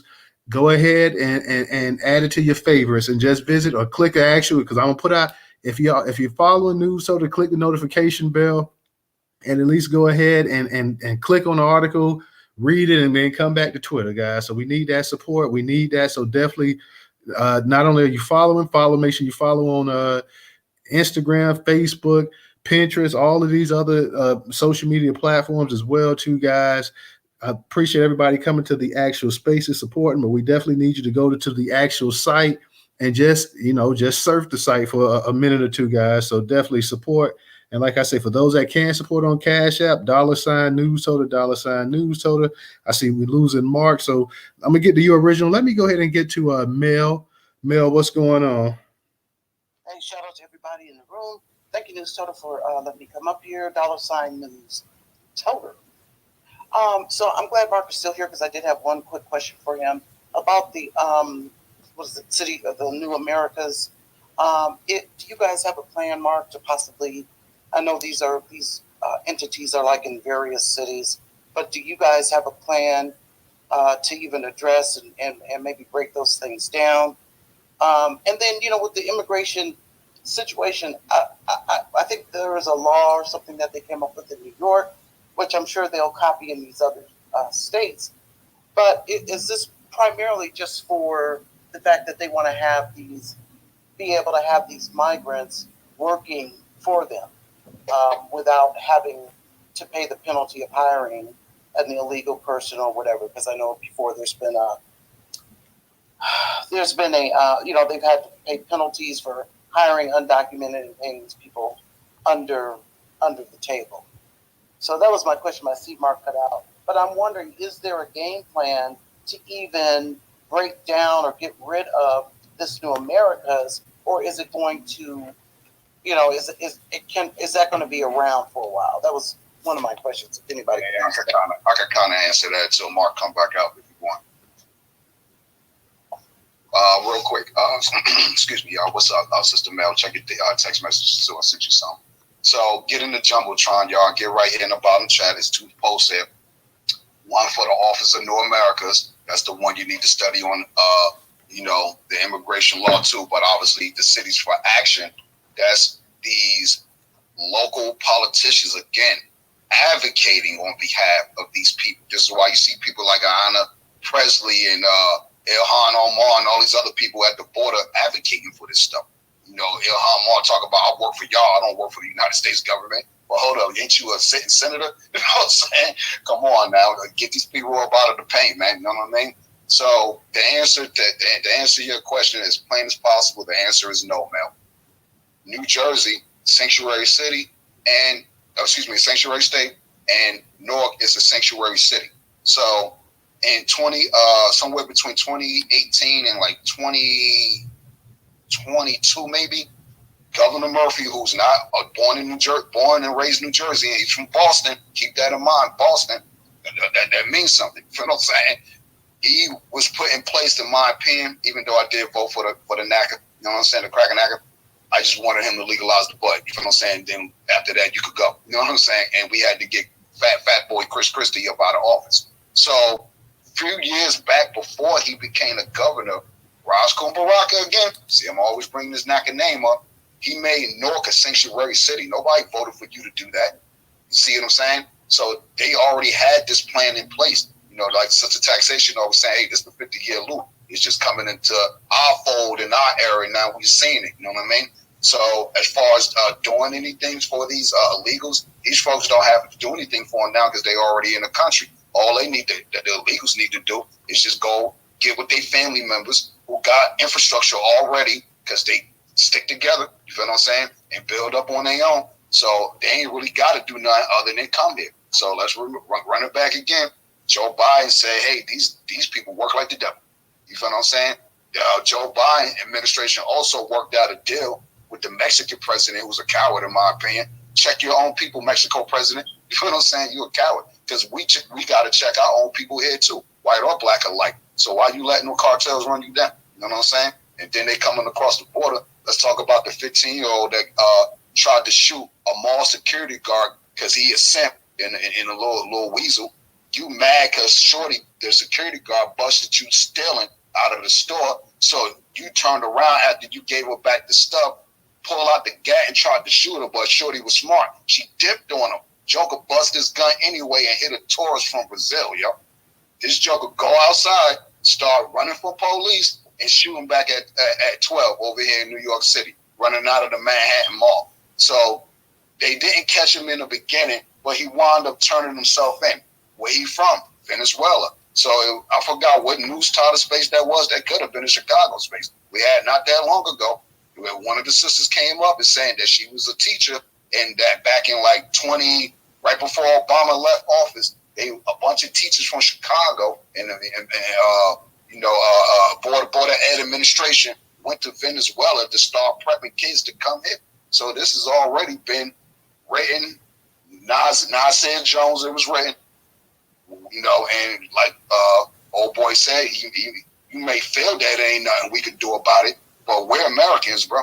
And you can say we ain't getting reparations. I'm glad you said that on record. So you can fill out the reparations opt-out form. We'll gladly distribute and divvy up your cut to the people, you know what I'm saying, and who it needs to go to. Right. Since you don't either want to advocate for it or you feel like you don't need it, that's all cool. We're not here to argue with you. Don't come up here with the evil Thanos rhetoric trying to snap your finger because I want my checks, huh? You know what I'm saying? Exactly. So, but come out of somebody's line. You know what I'm saying? But here, I mean, so what I was trying to get at, and I value what you said. Hey, I was going to say, hopefully Mark heard everything we said. So if he just want to go, because he got his hand up. But I just want to, because I want to make this clear distinction, because I understood what you said, and like I said, I value that. But I know there's a difference, because I did look at the website. Twitter won't let me post, so I can't even put the link in the jumbo. Check for update. Twitter updated today. I know it's fine. But anyway, my point is that, so I know there's a clear distinction between the Office of New Americas that is in multiple states, and then the Cities for Action.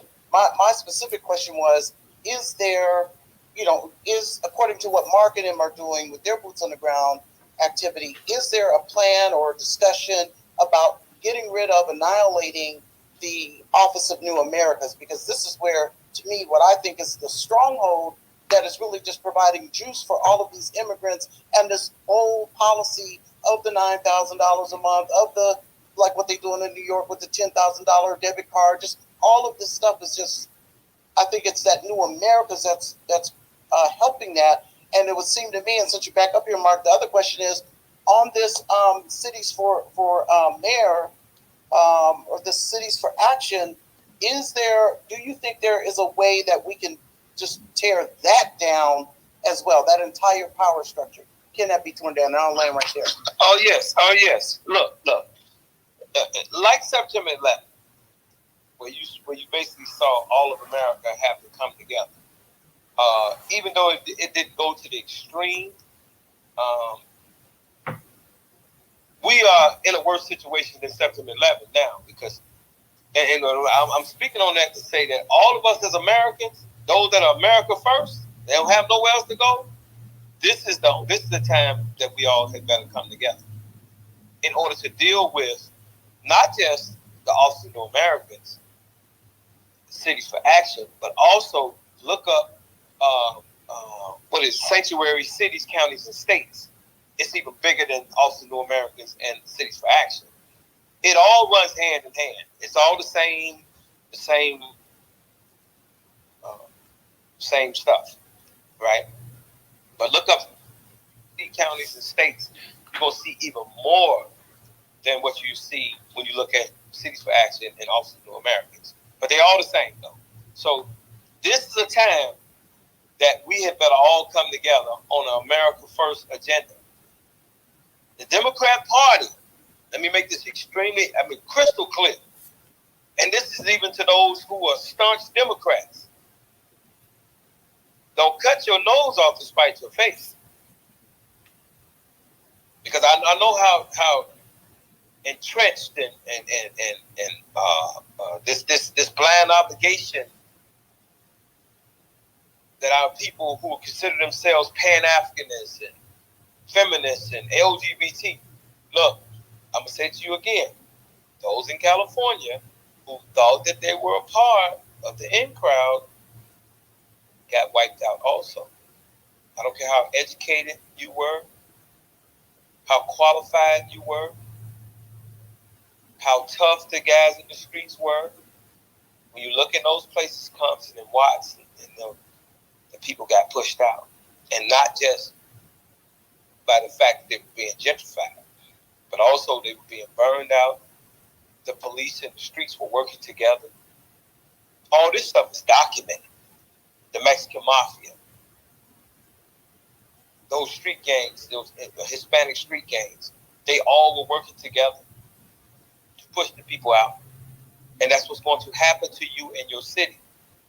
So I don't give a damn if you got that bite your lip and go sit down with the goddamn the white racists that you've been fighting with for a few hundred years. As Americans, we better have a conversation amongst each other. Even if they're going to stay on their side of the tracks and fight mass immigration, and we stay on our side of the tracks. Immigration is the most imminent threat in this country right now. And it's being promoted, pushed, and funded out of the Democrat Joe Biden White House. Why? Because the Democrat Party was started and always will be for immigrants. That's why the Great Migration of 1916 to 1970 had to happen here in Chicago. Remember those years, 1916 to 1970 was the Great Migration here to Chicago. Why? Because those Zionists were bringing in those Irish and Italians who were burning down black areas and killing black people. So the policy kings who were black Americans started then calling down south and bringing all those black people up here so that we can protect ourselves. Because again, these Irish and Italians were killing our people. Well, you saw that happen in California in your lifetime. You saw that happen in California if you're from there. Now, a lot of these so-called elites and so-called gang members, they don't want to talk about it because they're too shamed. And why they're shamed? Because they weren't sticking together. They were too busy fighting one another, discriminating against each other because of classism and all those things. And those Hispanics have wiped their ass out. Why? Because they control government. They control the streets. They control the military, called the police department. And all of them worked together, moved on Black Americans. Hey, Newstoter, can I ask a just one? Well, real quick, Mel, because we got a bunch of hands up, and I need to go ahead and get to the hands, so it's got to be real quick. And this, I want to ask this specifically to Mark, but anybody else that can answer it, then that's cool too. And thank you, Newstoter. So, Mark, are your thoughts about the where they're talking about all these jobs that are available for these migrants? Is do we think that these are going to be sustaining jobs for these migrants, or is this, if in your view, quote unquote, a ploy in order for them to secure a vote, lock these folks in as, you know, citizens? Will those jobs go away? And why do you think, you know, why all of a sudden is this large amount of jobs, and they were never offered to Black Americans? Because this seems to be like so blatant that all of a sudden you got 400 jobs in New York, 400 jobs in Chicago, but it only happened when these migrants came through. So are these, from your view and your opinion, are these sustaining jobs, or is this just a temporary thing in order for them to achieve the vote in 2024? And I'm done. Thank you, Thor. Well, it's about the vote block. I want to as well as the workforce. I mean, you got to understand why they are being brought here, why they were brought here, why they are being brought here. It is to replace you. I mean, we already have history has proven. Bing bong, let's go. You know what I'm saying? They brought them here to replace you, plain and simple. And so whatever jobs the AI don't take, yeah, they're going to use them as the workforce. This is about eliminating you, no matter how educated or not that you are. This is about eliminating you. You have a historical perspective. You can go back and see this is why they bring them here. All three periods, from the looking back to the early 1900s, to the 1960s, to now. It's always been about getting rid of us. Last but not least, when you look at the Davis-Bacon Act, the Davis-Bacon Act was passed why? Because the immigrant union, the AFL-CIO, who was made up of Irish and Italians and things like that, and groups like that, they got together under the AFL-CIO and went to Davis and Bacon, two congressmen, to come up with the Davis-Bacon Act, because Black people controlled all the high-paying trades and all those things, right? And so they got with them to undermine and replace us, and they vowed to never allow us to be the workforce of America ever again. So you would be crazy as hell to be voting for the Democrat Party that you know is going to wipe you. You know? All right, appreciate that. Let me go ahead and get to, because we got a bunch of new hands up here. So let me go ahead and get to Miss D, and I'm gonna get to 33, Quadir, and Idra. So go ahead, Miss D, you got it. Good evening, y'all. I don't know what time it is everywhere, but hello, DJ. I was in your DMs because I want to fight. All right, pull out, sis. You know what I'm saying? Yeah, I want no smoke. Whatever. But anyway, I wanted to ask Mark or anybody to answer the question if they can. So we see the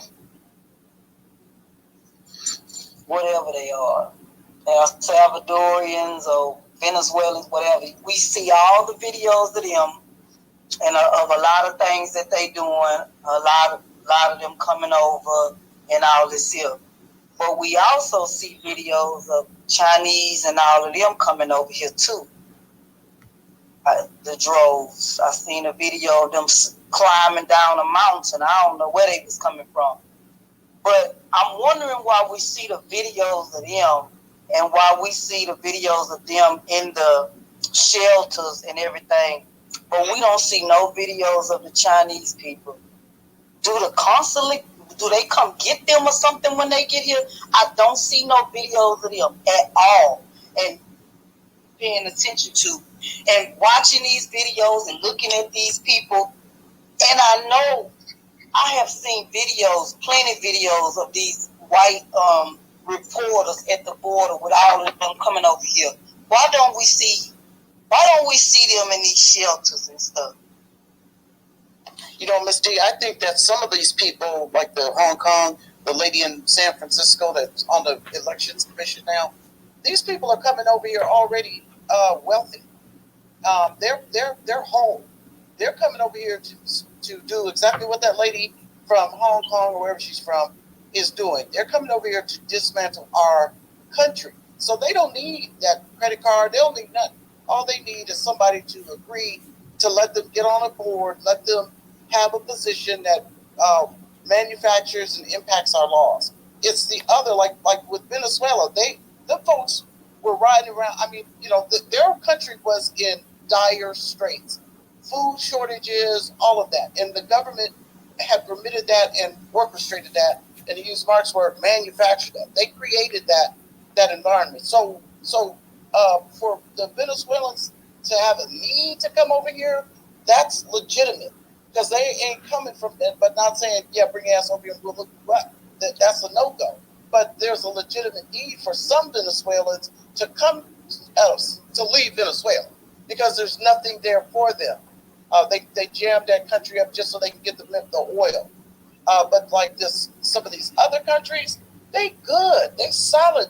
That's why they get here. They get the money. They send it back to the crib because they're not wanting for anything. They're here to get the resources we have and send them back. So it shouldn't be that many people crossing our border out of just crossing our border like they are, because there's only a few certain areas that need to come here, although there are other places they could go. All right. So my question is, are the people that's here, that's them, are they coming to get them and house them up? Because I don't see them in shelters, is what I'm saying. Is what I'm asking. Right, because so like in Europe, and this was I read this article, in Europe, they got people that aren't citizens buying blocks of properties, so that when their folks pull up to the country, wherever it's going to be, wherever they can go ahead and house them immediately. And so I would not be surprised if that idea is not taking off in America already, where like the lady who is on that commission, the woman don't need nothing. She can pull up. She probably in a good hotel. You know what I mean? They're coming from their country already resourced. That's why you don't see them in the shelters. You don't see them, because these people are already lit. They got it going on. They're just here to take advantage of what we are no longer keeping our eye or keeping our guard up about. I don't know. I hope that answers your question. Okay, and my last question. The guy that was seen coming through that fence or across the southern border, I think it was the southern border, wasn't he Chinese? When they asked him, he kept saying, y'all gonna know who I am pretty soon. You will find out who I am pretty soon. Did y'all see that video? I didn't see it, but let real quick, everybody, hold on real quick, because we got a bunch of hands up. So let's try to keep it to one question so we can go ahead and get to the other speakers, and then we can come back around to everybody again. But we got a bunch of hands up, everybody. So let's try to go ahead, because we got some people that's been waiting for a minute. So, but go ahead, Ms. D, ask your question, and then we're going to go ahead and get to the next speaker. I just did. DJ was trying to answer me. Hey, let me answer the first question quickly. Look, first off, don't separate these immigrants because they're all one. When you read the Chicago New Americans plan, you'll be extremely clear that they operate as one. But when it comes to the Chinese, some of those groups, even the Ukrainians, they're not just Ukrainian, they're Ukrainian Jews. And so they've disappeared into Ukrainian village here in Chicago. Because these Jews have resources, but Newstoter, I just put in the chat an article about the Chicago Teachers Union back in 2019 going to Venezuela. See, all this stuff has been orchestrated and it's been going on since 2011 in Chicago. Y'all just started to see it and hear about it on a large scale. All right, appreciate that. Your question, Ms. D. The Chinese over here, they got their own police stations. So we that was a story me and Newstoter broke. That's one of our biggest stories right there, right, Newstoter? No, man. We did a space on that about the Chinese police stations here in New York. Yeah. They their own people. That's why you don't see them like that. Go ahead, though. Oh wow. Yeah, we did that story almost about 2 years ago. Damn this. So yes, it's been a minute since we did that. And it's not just in New York either. They got police stations. They got police stations. The Chinese have police stations in other countries all throughout the actual world as well too. But they had one up here in New York as well too. So let me go ahead and get to I believe it's 33. 33. Go ahead and unmute your mic. What's going on, everybody? What I really want to Hey, say, 33. You really really low. Can you do you got headset on anything? Oh no, I hate the clown. Let me turn it down. Yeah, you might have to turn your volume up because you really really low. You can hear me now? Yeah, I can hear you better. Okay. So I was just wanted to say, like, when we talk about reparations, I hate talking about money because, as we know, money changes, currency changes, and that's been the constant problem, change with language and currency. But the only thing that never changes is the land unless a shift comes through. So everybody needs to be pushing land, like get a piece of land before all this shit go haywire. Hey, don't curse, but don't curse, but go ahead. Oh Lord. My bad. But yeah, you don't have to go haywire and think you gotta spend $100,000, $200,000 on some land. Like, Alrighty, is that all you want to say? Just basically about reparations and money and land. Alrighty. Well, thank you, 33. Let me go ahead and get the Quadir. Quadir, go ahead and unmute your mic. Hey, what's going on, Toter? DJ, what's going on? Yo, how y'all doing? What's up now? What's up? Hey, I got a question for the room. Question for Mark. Before I get to my question, I'm gonna make a statement. As I stated yesterday, I'm in between the couch and Trump. Right? I've never voted in any presidential election. So here's my question to the room, Mark. I was looking at when DJ read the statement from the what's that? This the actions of city action something. I forgot the name of the name of the thing. yeah, Cities for Action. There you go. Yeah, Get Cities the for Action. Get the Jumbotron. Right when you read it, and then I looked at it myself. I seen it said 40-something cities across the U.S. Now my question is this: is it specifically Democratic cities, or is it a nonpartisan type thing?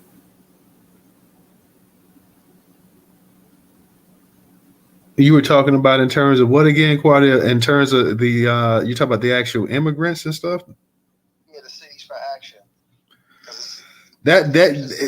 You would probably have to ask. It sounded like what Mark was saying that he was saying that it comes from the White House. So I would assume that did he say it was when Obama was in office? The White House Office of New America is the White House. Cities for Action is just a bunch of mayors and the local office officials coming together to advocate for immigration. Look in the Jumbotron, it's right there.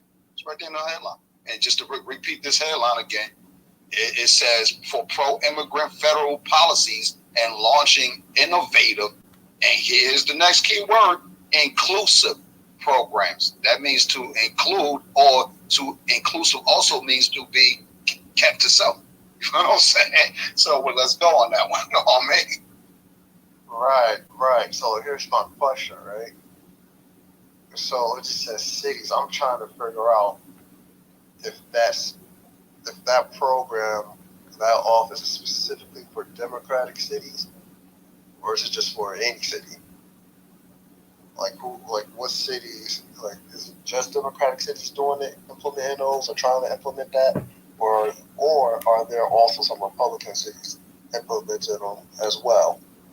I'm gonna be honest. I haven't, Marcus. I haven't got a chance to actually look at it since he put it up in the Jumbotron. So I can't give you an answer. I would think it has to be more left-leaning cities and stuff, because let's be for real, a good deal of these actual sanctuary cities are pretty much Democratic strongholds. So I would assume without really taking a look at it and actually reading and get a chance to look at it, that it would probably more than likely, when we think about these so-called sanctuary cities, and we look at most of these cities where these they were shipping these illegals to, the vast majority of these cities were actually Democratic type cities. You had with DC, you had New York, you got Chicago.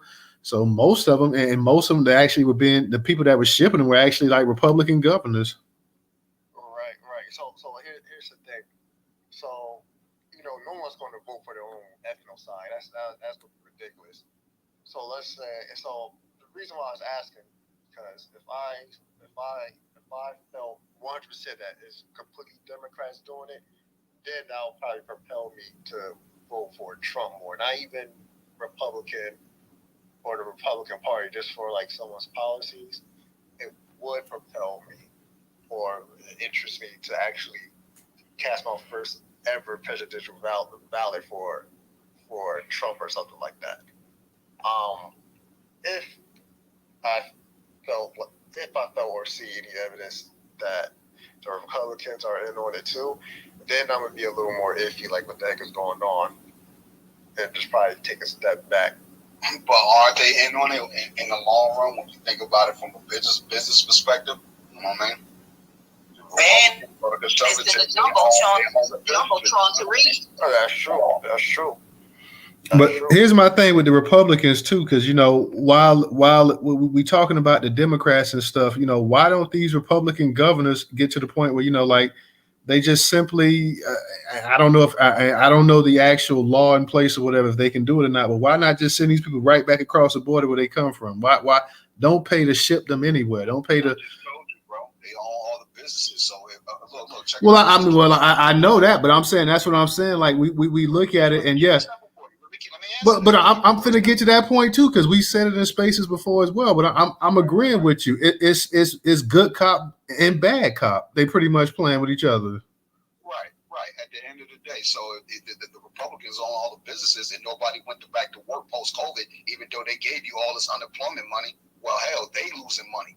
See what I'm saying? And this is white and black people here in this country that didn't go back to work when the Congress and the Senate was saying, okay, we'll give you extra 300, 600, whatever you got to get. Well, I know I got my money. I don't know about you, but hey, I still ain't went back to work. You know what I'm saying? You have to be a little bit more surgical with this, right?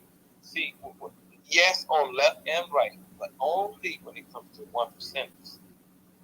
The working class, on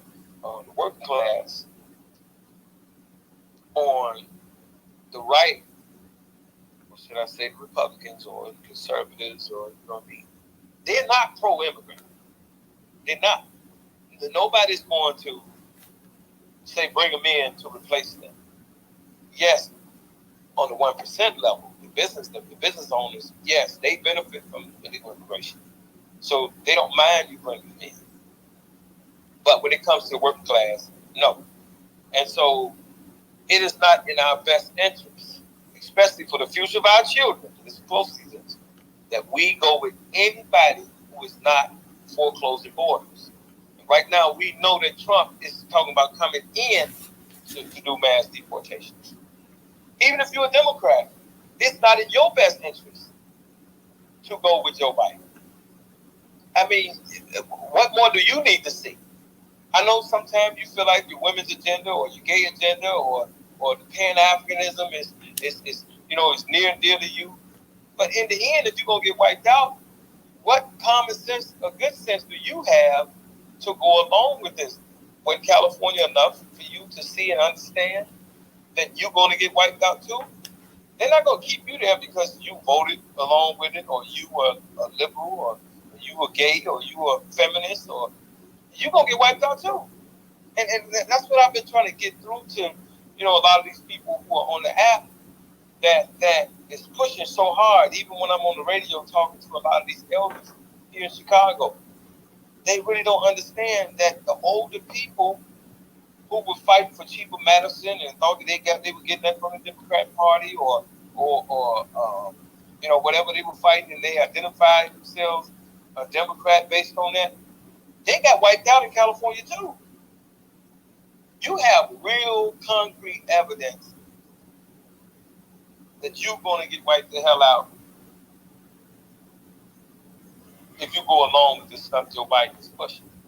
This is a fact. And then last but not least, Cities for Action was birthed out of the White House to the guy that's from Jersey.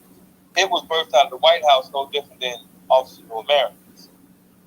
Okay? Cities for Action is just where Barack Obama called those 47, 48 mayors in 2014 to Washington, D.C.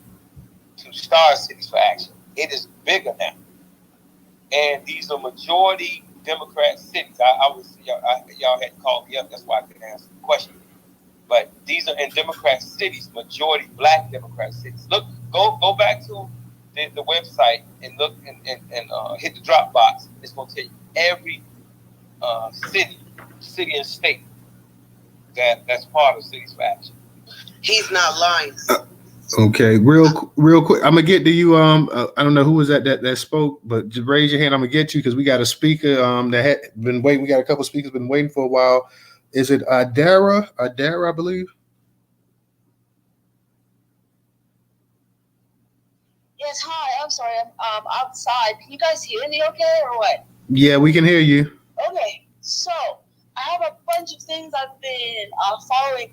Yeah, definitely Republicans are not with the what's going on with the immigration. And they're taking a lot of measures like to cut it out, like Texas is suing, they're having extra border guards and everything. And Biden is trying to adjust his policy, and he's making rules to cut off whatever was allowing them to just come through, and also to send some back. He immediately arrived once to send them back. But I think it is because they wanted to get voters, and they would give them amnesty and everything like that, so that they could, increase their rolls. Because basically, most people are leaning Republican, because Biden has been such a disaster.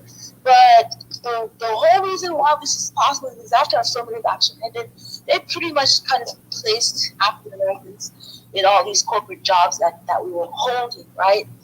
And so, they're in a position to just discriminatory hiring. I'm sure everyone here has probably experienced that kind of attitude and just foul, whatever. But the thing is that they can't replace that because they don't have something called consumer culture. And that's they don't have an appreciation of stuff, right? They don't have that sense of fashion, decor, whatever it is that we have, where we're the ones patronizing these businesses. I was in downtown LA today, this weekend, and basically all those businesses are going out of business. And that is directly a consequence of them replacing us, because we have a different level of culture than the ones that they're replacing us with. They don't buy the stuff that we buy. They're not sustaining the economy, right? The consumer economy. So that's why the recession happened in the 90s after they ended affirmative action, because a lot of us lost our jobs and stuff like that. But even in industries like fast food, they were just hiring themselves. But guess what? Those fast food companies are going out of business. I don't know, Carl's Jr. is closing 200 stores. That's, why would that be? And I'm that's because they don't have any fucking Black, employees. And when you go there, there's so much attitude, and the food is fucking horrible. Hey, no cursing, no, don't drop any F-bombs. No cursing, whatever. But there is that. I don't know how to. Yeah, it's not whatever. It's no cursing. Yeah, it's not whatever. No cussing. We have to wash your mouth out with Castile soap. We don't want to do that now.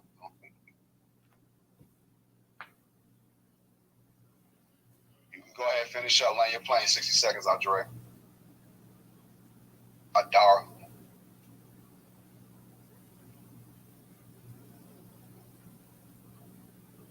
Yeah, I was saying a lot of them are in positions in government to give themselves these perks. They're in different positions in government to give themselves these votes for money. But another thing I deliberately did read is that in Chicago and other urban cities, that there was a deliberate policy to replace African American community with immigrants from Pakistan or India or whatever, because their theory was that These people would be creating stores and businesses, and it wouldn't be a crime issue, right? So I read about it, and then some years later now, I'm hearing about black people complaining in those cities that they're having problems with these different particular immigrants. But what we can do about it is definitely vote Republican.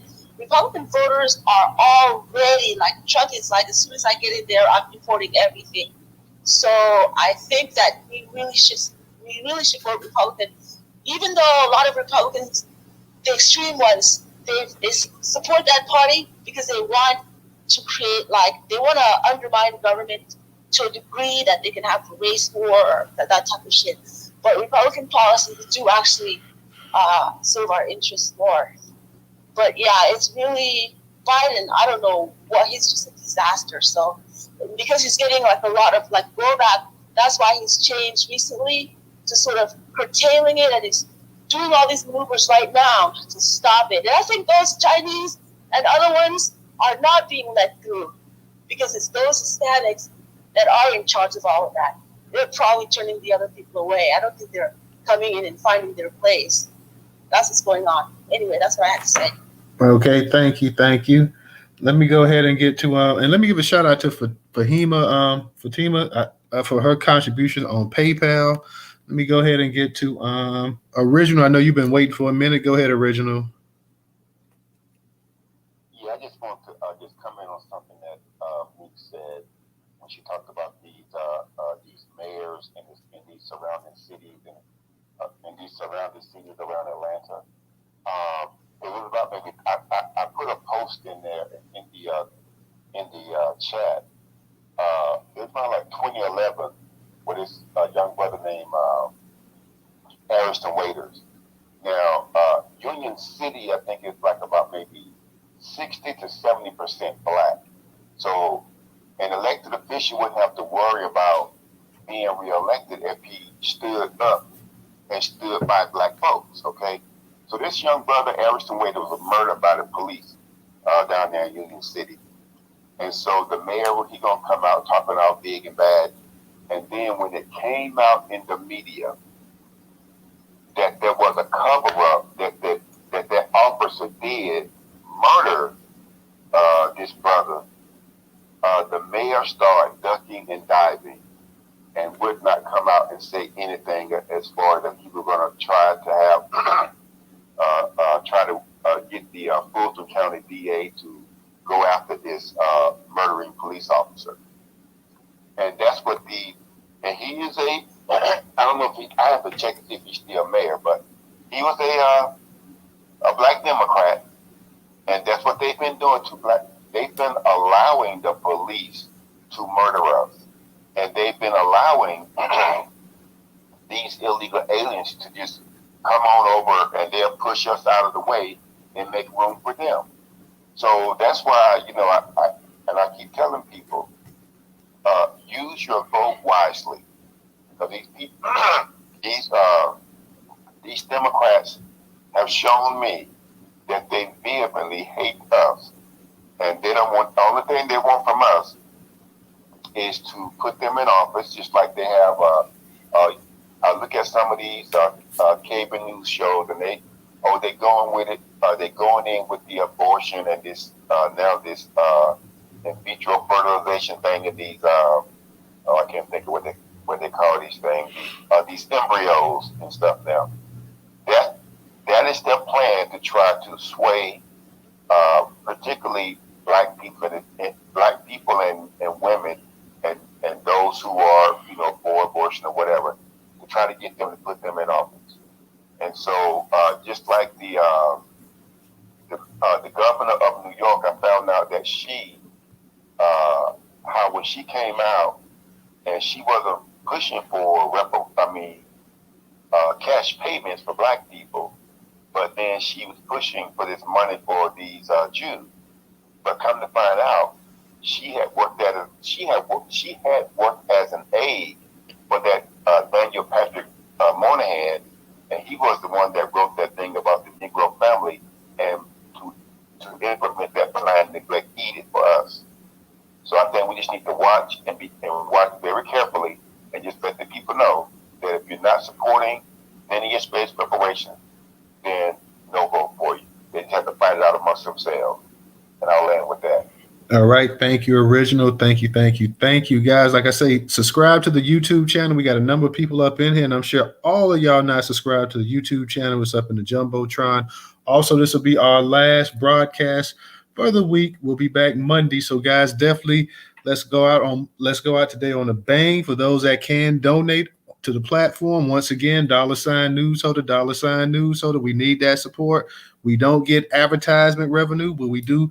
We survive only off of your donations, so we need that support, guys. $Newstoter, $Newstoter, guys. And we will, and I haven't had a chance to implement it, but we will be doing a subscription base for those that want to contribute monthly to Newstoter. You can create a profile, and you can pick out a easy $1, $2, $3, $4 a month. You want to donate to the actual platform as well, too, guys. So we're setting that up as well, too. So, but until then, we need your support on actual Cash App, PayPal, Venmo, guys. It is greatly appreciated. We got over 100 some odd people in here. We won't be back, like I said, until Monday, and we definitely need your support. So for those that can support on Cash App, both on Twitter and on YouTube, $Newstoter, guys. $Newstoter. If it's $1, if it's $2, you can donate it to the platform. It's appreciated, and it will go to web hosting, email hosting, and everything else that comes with running a platform the size of Newstoter, guys. Let me go ahead and get to Big Perm, then I'm gonna get to Callie, and I'm gonna get to the Prophet, then I'll get to Mark. We're not gonna keep the space going too much longer. So for those that want to speak, come on up here now and get it in, guys, because we're not going to keep it going too much longer. We're trying to get it. Mark, we're going to be holding a space next Wednesday on Black political candidates. If you guys know any Black political candidates that you think may want to participate in next Wednesday space, guys, let me know. We're looking to go ahead and have the Black political candidates come out and, give people the heads up about their platform and what office they're running from, whether it be local, state, federal. So next Wednesday at 8 p.m. Eastern Standard Time, definitely we're having a political space, guys, for the candidates for 2024, 2025, or whatever. So definitely, if you guys have any candidates that you know that you feel worthy, bring them to the actual platform, and they can go ahead and they can, let everybody know exactly what's their political stance on everything. So let me go ahead and get to Big Perm. Big Perm, go ahead and unmute your mic.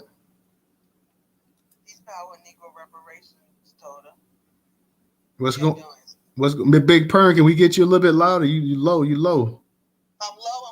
Yeah. Talk louder? Now that's better right there. Yeah. I just had to. No, I was listening on. No, I was in it early, but I had to leave because I remembered that I had to talk to some people in my hometown in Hempstead, New York, to let them know that the current mayor is on the list of the leaders of the Cities for Action.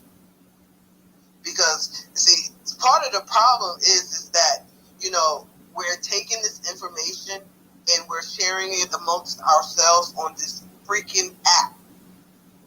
On this app and this app alone. You have to take whatever information that you receive here and you have to take it to the people in the streets. We cannot continue to sit and talk in these echo chambers about the same things over and over again. And we have our people in the street, they have no clue as to what is going on. Like, I'm so serious. I've been saying this on this app for almost 2 years. Like, we have to get out here and talk to our people and let them know. And I do it every day. Every single day about something. And you know what they're saying? I had no clue. Text that website, Cities for Action, to everybody in your phone. Text it to everybody in your phone. Drop it in DMs. Put it everywhere. People need to know what's going on because this is problematic. I didn't even know the mayor in my hometown was on the list until I was in my car early, just sitting random. I said, let me go over here. Let me look. What? Wow. So, shout out to Mark for bringing this to light. I really, really appreciate you and everything that you're doing. Honestly. But again, take this information that you are receiving on this app and put it out to our people who are not on this app. Put it on Facebook, put it on Instagram, put it on Fanbase, wherever, put it everywhere. If you have to go, take one day and walk up and down your block and knock on your people's doors. Sit down and drink some wine and talk about it with your family and your friends. Like, come on, people. Like, we have to take this very seriously, and we have to start doing it now. 2050 is around the corner.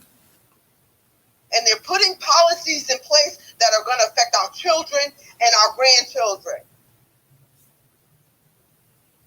These are not your grandmothers and your great-grandmothers and your pet politics. We have to do what you have to do. And don't be proud, and you stand on it. And I'll land my plane because I'm so aggravated about this. Like, it's such a lonely world, and I've been doing this for 23 years, and I just don't understand why more people are not out here doing the work. Like, this is so problematic, and it's unnecessary. It doesn't take much to tell somebody that little bit. Like, it's ridiculous. So thank you, Newstoter. I'm not going down because I'm about to lose my cool. Thank you, Big Perm. We appreciate you coming in. Let me go ahead and get to Callie. I saw you had dropped down for a second. You came back up. Go ahead and unmute your mic. Yeah, I did. Thank you. Because I couldn't hear. I was like, damn. So I had to leave and come back. But that's not funny. But anyway, I wanted to make comments about in regards to California. I don't know, and Black Californians in particular. Like, people, I keep hearing all the time, oh, Mexicans and Hispanics ran y'all out, y'all left. No, these folks is not new to us. We not thinking about them like that. We don't have technically a lot of time nor space to like dedicate all our energy towards people who the public assumes are like little roaches to us. That's not the case, and that's not the situation. We're currently in the process of healing and repairing our communities long before AB 3121 and the California Reparation Task Force came into play. See, our people stopped smoking crack cocaine quite a few years ago. And most of them folks who were smoking back then, see, they done got cleaned up their lives. They lived good, healthy, decent lives. So now what we really looking for is that repay, period. Reparations is on the table, and we're the state that says that we can start this process. That's what we're looking for. We're not begging, we're not asking and telling them, oh, we need this, and oh, we crying like a little bunch of little babies. No. These streets, living and working, is not easy. You have people who are driving in Teslas, doing Uber and Lyft and Uber Eats and Grubhub. And that's not just Black folk, that's folk across the board in the state of California. You have mothers who are working 3 jobs, and that's regardless of whether or not they're Republican or a Democrat, with a degree and without a degree. You have the middle class who are making between $180,000 a year. Now, if they not rent, their mortgage is at least now 50% of what they earn. They subject to, if they lose a job, they subject to be in the county line too, asking for some food stamps until all their what they consider not benefits, 401ks and all them little job benefits and perks that they done ran out. And just considered, even if they didn't take in consideration and put something aside and actually have disposable income, that can happen too, regardless of your income. Just because you make that money and you earned a degree doesn't mean that you're smart with financing your money and budgeting your money wisely. So this is not about repairing the poor or the low-income class of Black people in the state of California. No, that's not what this reparations is about, period, for any ethnic group. And for anybody to have any issues with Black people asking for money, they have a problem themselves. And we're talking about in the state of New York, they're issuing out $10,000 and uploading them every 4 months. See, what you're doing is denying us, and you're telling us, no, we can't get anything. And that's in the state of California, New York, Mississippi, wherever state that has a form of reparations and a bill up on the table. This is purposeful. I don't care what party it is. Either party still loves an immigrant coming into this state, into this country, especially in the state of California. Republicans love their little immigrant population because they can clean their homes and their offices, and they can do all the little dirty work for them, and then they don't have to pay them. And they can pay them up under the table if they choose to, and not have to pay taxes on them foods. So I can really care less which party it is, who is who, what is what. Just run us our money. That money is due. Due, period. Even before the influx of Hispanic population coming into the state of California, Black people were working hard in our communities. We had established good, healthy communities. Period. We had good, strong, healthy Black families. You kind of. Hold on. Let her go ahead and finish, Mark. Everybody stay on your microphones. Let her finish. He can get excited if he chooses to. Because I live in LA, been here all my life. I'm used to Hollywood. So I'm quite used to people putting on little acts and parades for their little gestures and all the other extras. So that doesn't bother me, and neither do you. Because I know what we have to deal with on a day-to-day basis in California. And trust me, a Mexican is not one of our, excuse my language, is not one of our words like that on a day-to-day basis. Because again, the good little Republicans, they love their little immigrants because again, they can clean up for them. That's what they can do so that they don't have to pay taxes on them. So we are not laughing. I don't care who is, they puppet up the California Black Legislative Caucus to say, oh, this is what you can give them. How about this policy? How about no back child support? So what happens to the family that depends on the child support? If the daddy is behind on it, what make you think he gonna pay faithfully on time now? He ain't. That is not a form of reparations at all. That's just a little play policy to slap us in our face and tell us, here's another governmental handout. We're not asking for a handout. We telling you just like this. If every other community deserves it, so do we. If they can have access to it, so do we. Black Californians have worked hard in this state. We're not uneducated as people think. We are quite bright, and we are very ingenuous in everything we do. Black homeowners, especially the Black boomers, they left California in the late 80s and the 90s because they didn't want to continue to have to pay the high rise and the high cost of home ownership, in addition to the fact, not just the drugs that ran them out, but also paying high taxes that'll run anybody from out of the state. And then the hustle and bustle to get to and from work. We didn't just start sitting in traffic for 2 hours, getting to work, and then 2 hours back. That's 4 hours in traffic.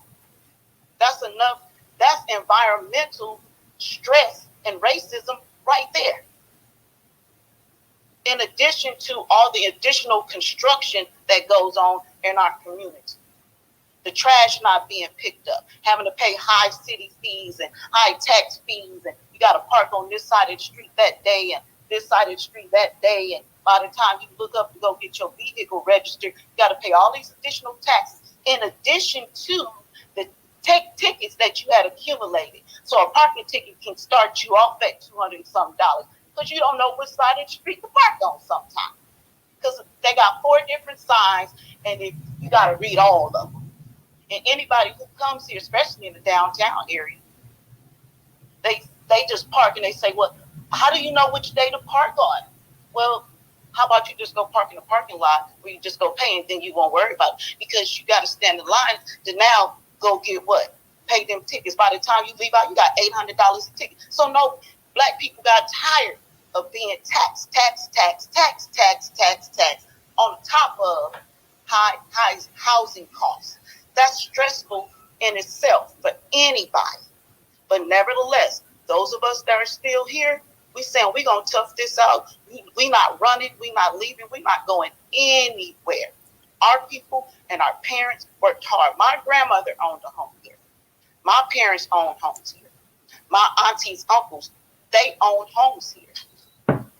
We have Black business owners here still today. On a day-to-day basis, I can walk up and down any one of these streets, especially in South Central, where there are new Black-owned businesses that are opening up.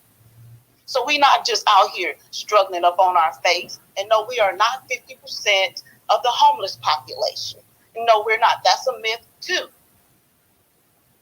We won't dare live on the streets like that. So those individuals, we have enough dignity, and pride in ourselves in order not to do that. We will not sleep our behinds on the street up under a tent. And those individuals that are under those tents, in those tents, see, they have issues.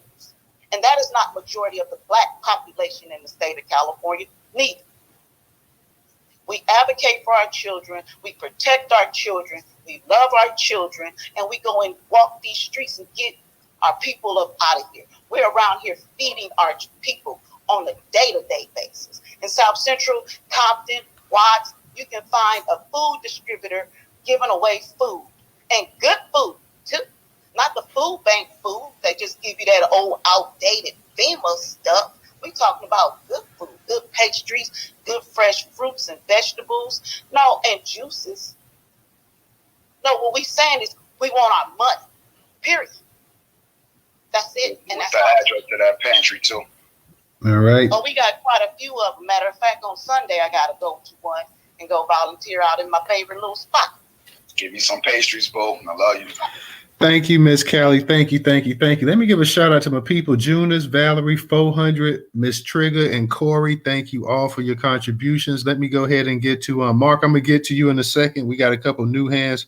Let me go. I want to get to the Prophet, and I want to get the coach as well, too. The Prophet, go ahead and unmute your mic. Hey, shout out to you, Newstoter. Shout out to the co-host. Shout out to you, too. Appreciate you, brother. I appreciate all the work y'all do all the time and keeping us informed. I appreciate the sister's testimony out of California. Appreciate her, stating some things that we didn't know. A lot of us have been, doing this work for 4 years or more. And so we do see some disturbing trends. We do see Black people are living on the street. We do see some Black people are living in hotels. We do say there is not enough housing for Black people. And we have been in this society for over 5 millennia. That's a reality. That's not saying all of us. That's not saying the majority of us. That's saying some of us do experience those situations. For example, in the District of Columbia, used to be 70% Black. It's now down to 42, and it's probably less than that with the influx of all the other groups who are going into DC in this district, buying up property, buying real estate, living in the district. So people have left the district, and now there's no political representation for our people. Now I understand people want to stay in their areas. I understand people don't want to leave Chicago or Los Angeles. That's that decision to make. But the reality is, politics is about economics, number one. Secondly, politics is about population. So you must be able to control the population. You must be able to control the economics of your cities in order to get the resources that you need so your communities can thrive and sustain themselves. That's just a reality. I do agree with Black Majority State when he talks about, some of our people, if they have to move and make the states and cities a majority, because that's a reality, because you need majorities. You need control of the politics of the city, municipality, of your state. Without it, you're not getting resources.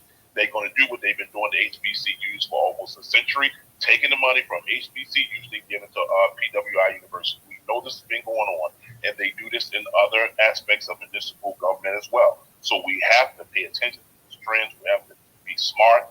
We have to realize that we have to have, although we have optimism, I'm definitely a proponent of reparation, but we have to have some realism as well. We have to pay attention to your neighborhoods. We have to pay attention to what's going on in those neighborhoods. We have to get out and talk to people, and we do in a lot of cases. We do get out and talk to people, but some of them are just so busy they're not even paying attention, to some of the current and contemporary events like we are.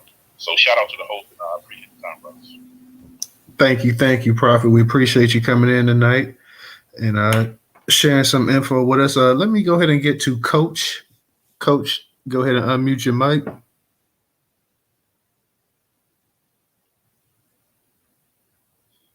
out to the space Newstoter. Yeah, just everybody just donate $1 to Newstoter. Appreciate.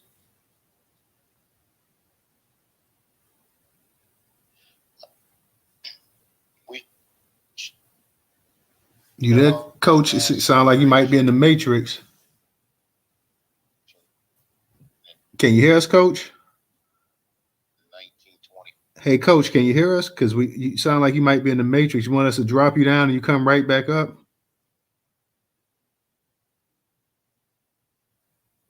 I think he had to be in the Matrix. He'll come right back up. Hopefully, he'll come right back up. Let's give him a second. Hey, while you're giving them that second, so just to reiterate what Mel was saying a while ago.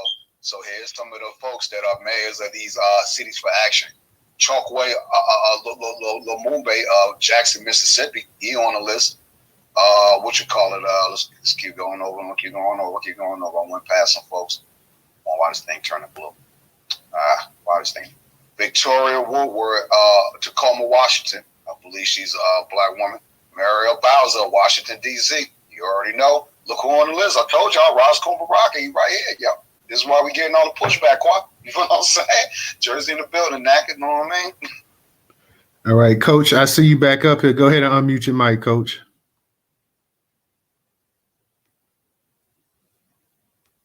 Go ahead, Coach. Go ahead. Coach, can you hear us? Yeah, I can hear you. Am I in the Matrix still? No, we can. You sound good now. I was saying in May 26, 1924, we shut off mass immigration from 1870 to 1924, and we're going to do it again. Since the Stellar Immigration Nationality Act, always factor that in. Parents didn't have. We're experiencing what our great-grandparents experienced. That's how the Tulsa bombing massacres happened, through mass foreign invasion. Like, this is not a joke. Go back and look at the Red Summer. They were coming here by the tens of millions from Europe. Same shit going on right now. So it's not an attack on our people. We just have to be made aware of our historical history here in this country. Right now, they're allowing Biden's administration is allowing legal systems. They're bullying flies. That's how serious. Hey, Coach. Coach, you still in the Matrix again. Yeah. Yeah, your phone is jacked, bro. Check for an update. Twitter updated. Just go ahead and drop you again, bro. Come right back up. Check for an update, Coach, on Twitter, man. Twitter updated. Go ahead, Tom. Let me go ahead and let Mark come and speak, and then we'll get back to Coach. Go ahead, Mark.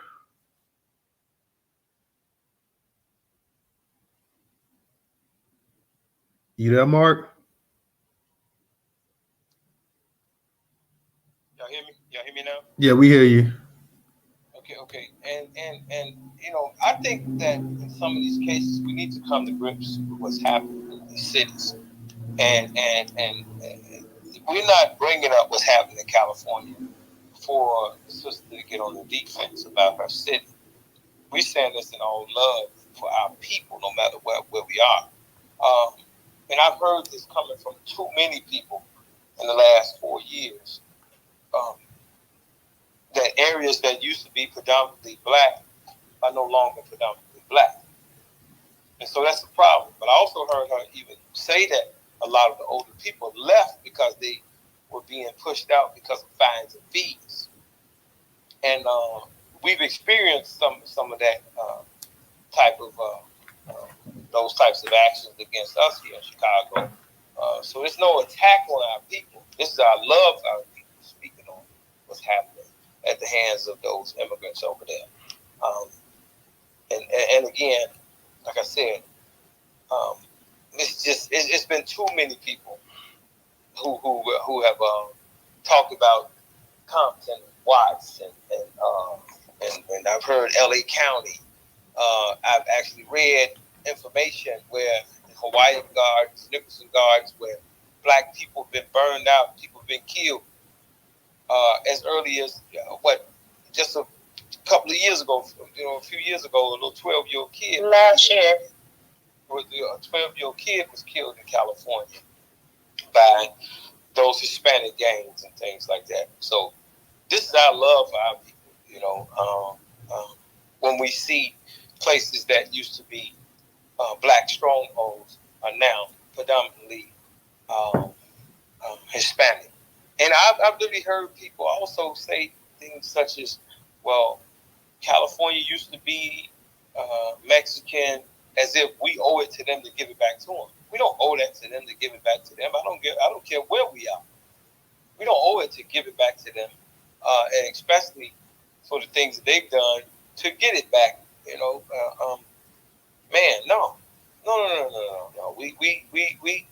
And I don't know where that type of thinking comes from. I'm not saying that you said that, sister, but I'm saying I've heard this. Talking to Raz Baraka's sister, Dominique DePrima, doing an interview with her, she was going in that same direction. And last but not least, that mayor who has children by a Mexican, that black mayor over there, that used to be a congressman, right? And so, man, in some of these cases here in Chicago, and some of our people, man, I mean, literally, it's something wrong with our people, where we feel like we owe it to these other groups, or we don't want to see this stuff for what it is. No. I mean, I've heard too many people talk about how our people were either pushed upstate to Sacramento or out of state. I don't like it no matter where it is. And I'm pro my people no matter where you're from across this country. All right. Appreciate that, Mark. Coach, let me see if we can go ahead and get you back on here. Can you hear me, Coach? Yeah. Can you hear me now? Yeah, we can hear you. Can you hear me? Can you hear me? Yeah, we can hear you. Yeah, bro, your phone jack, Coach. Every other word you're saying it's not that. I'm a threat on this app of educating our people on our history.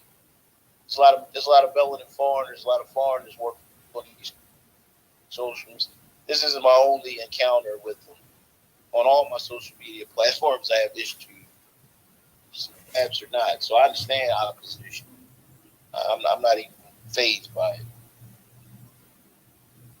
This is not only an assault on American citizens, but a great threat to our national security. I'm a member of Congress. I have TSA pre-check and clear here. And when I get school, I'm by TSA that I am so frequently as an parent. What, you trying to play something, Coach? Yeah, you trying to play a video, Coach. Your phone, bro. You can say you hijacked all you want. That's your phone, fam. Upgrade your phone. Check for an update, bro. You know what I'm saying? They ain't got nothing to do with you being hijacked, man. You know what I mean? Check for an update. Twitter updated today, bro. Go ahead, Tommy. Yeah, and Coach, when you come back, just don't play a video. Just go ahead and get it in and say what you got to say. Because then we got a couple other speakers and stuff in here too that we're trying to get to. But yeah, you may want to, I don't know, restart your phone or something. I'm not sure exactly what it is, but you're having some issues. But let me go ahead and get to Rella. Rella, go ahead and unmute your mic. Hey, Newstoter, DJ. Shout out to everybody in the space. What's up? I'm doing good. So it was definitely, hard to hear Callie Love speak because I hear her passion. I hear her love, for Black Californians, especially those of us who were born and raised in California. Seen families coming out. We've seen the deterioration of the community, but there's so much pride, I think, in the people that are still there. Sometimes so much pride to the point where, they're going to fight to try to hold on to, the ancestral foundation that was built from the migration coming out of the South for the people who moved west. I am of that part of that lineage. And it is hard to have sometimes these conversations, even if it's realistic, because when you hear the heavy impact that it does take, the weight it does take on people and their families or friends or people that you know. Unfortunately, the reports that are coming out right now, even with organizations that are being developed, there's something called Proposition 1 that's supposed to get voted on in March in regards to the study of the homeless population, and say Black Californians do make up over 40 to 50% of the homeless population in California. And it is a fact. And it's the homeless population based on our percentage of our population in California, not the entire state itself of the population. It's that 5% of the entire Black American population in California, over 40% are unhoused and homeless. You might not see people sometimes looking homeless, because the one thing we know how to do really well is that we keep up with aesthetics. We try to maintain some sense of dignity and pride and style. That's just how California is. And so when you have this conversation and you hear someone like Mark talk, or you hear and we talk about the reparations commission, it's not that we don't need to do two things at once. It's that there's a lot of things that go along with having these conversations, and you're talking about people's historical presence in a state that our parents or forebears had a handprint in building up things that they're trying to keep, whether it is owning a home or the reverence to family, like I said, or maintaining what community that you still might have left, that you think you have left. I was talking to my brother today. He drives for Orange County, right? He lives in Moreno Valley, or drives for Orange County. But at the same time, he talks about how, the Mexican gangs, how they do make it a point to attack Black people, and that the legislators are not providing protection for Black Californians, especially black males and women. Bodies being found, Black young women left and right being found murdered. So I always say this is bigger than Nino Brown, but it's bigger than us also standing in our way and our pride and not trying to look at, I think, what's in our face. People have to figure out a way what migration really is going to look like for us. And I'm not saying to leave your state, but what I'm saying is, if we stay in one place, we are doomed to extinction. And if we don't fight back, we are doomed to extinction. So we can't have just one and not the other. We have to do multiple things at one time. And it makes you tired. You get fatigued, because it's a lot of work trying to be done at one time. And you're asking people who may be in financial constraints. Even if you are a six-figure earner, it's financial constraints based on the market and the cost of living. They are constructing hotels to house people, and you don't even know if those people are going to be the majority homeless that make up the population for our people in California for those hotels that they're setting aside. We're being almost written out of this country. So when you sit around and you ask, and I said this in a space last night, Newstoter, with Judge Doe Brown, when you're asking us to have patience in the presence of people who would rather call you a nigger to your face and want to bring up per capita, but they don't even know the conditions of the people that they are demonizing, I have a problem. So again, I'm with Callie Love. We are fighters, but I'm also of the sound mind that you have to be smart and you have to move strategically, and everybody don't need to know what you're doing. So I just hope we figure out a way to kind of land somewhere.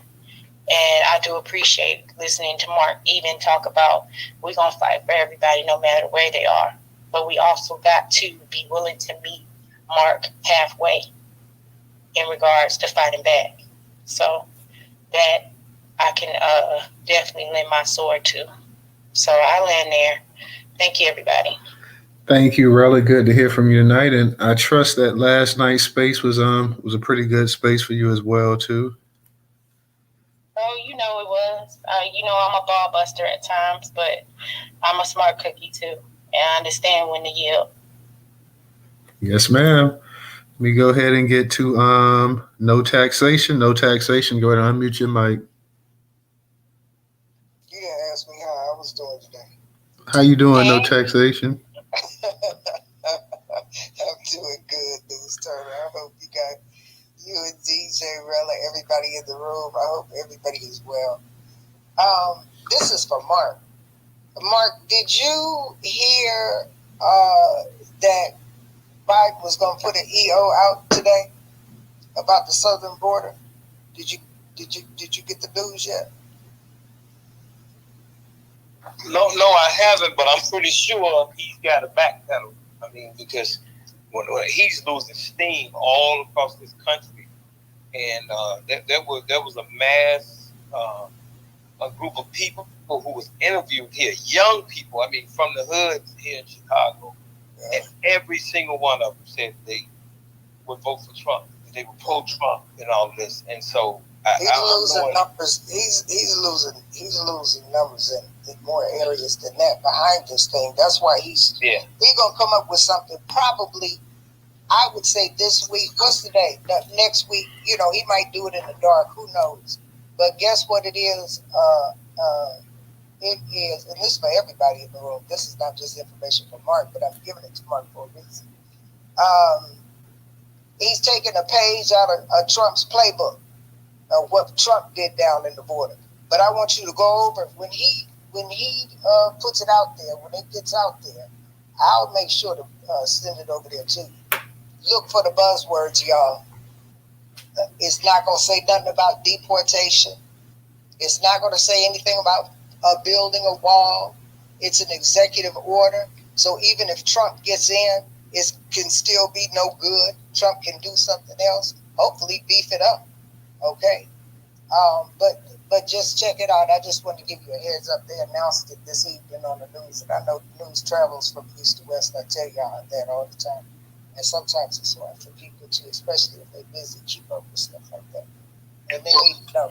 Well, here's the thing, and I want all of us to know this, understand this, especially those of us that are from these inner cities across the country. And that is, we have been sold out by these special interest groups, these fraternities and sororities, these Masons and Eastern Stars. And see, the illusion has been out there that these people are in control of which way we go, which way we vote or not. But with us rising up the way we're doing now, it's showing that they don't have a connection to us. And it's too less of them to even hold up a bite. It's been an illusion all the time. And now the chickens are coming home to roost because we don't want to hear a damn thing. That I'm talking about those who are sellouts that are part of those groups. And those who are sellouts who are not part of those groups. I'm saying to us, y'all go against these people across the country. They would destroy themselves just to save face as if they're in control of us. Go against them. I don't care if they're your family members. Go against them. These people do not care. Y'all think you have just a problem with quote-unquote white racism. You better watch these black racists.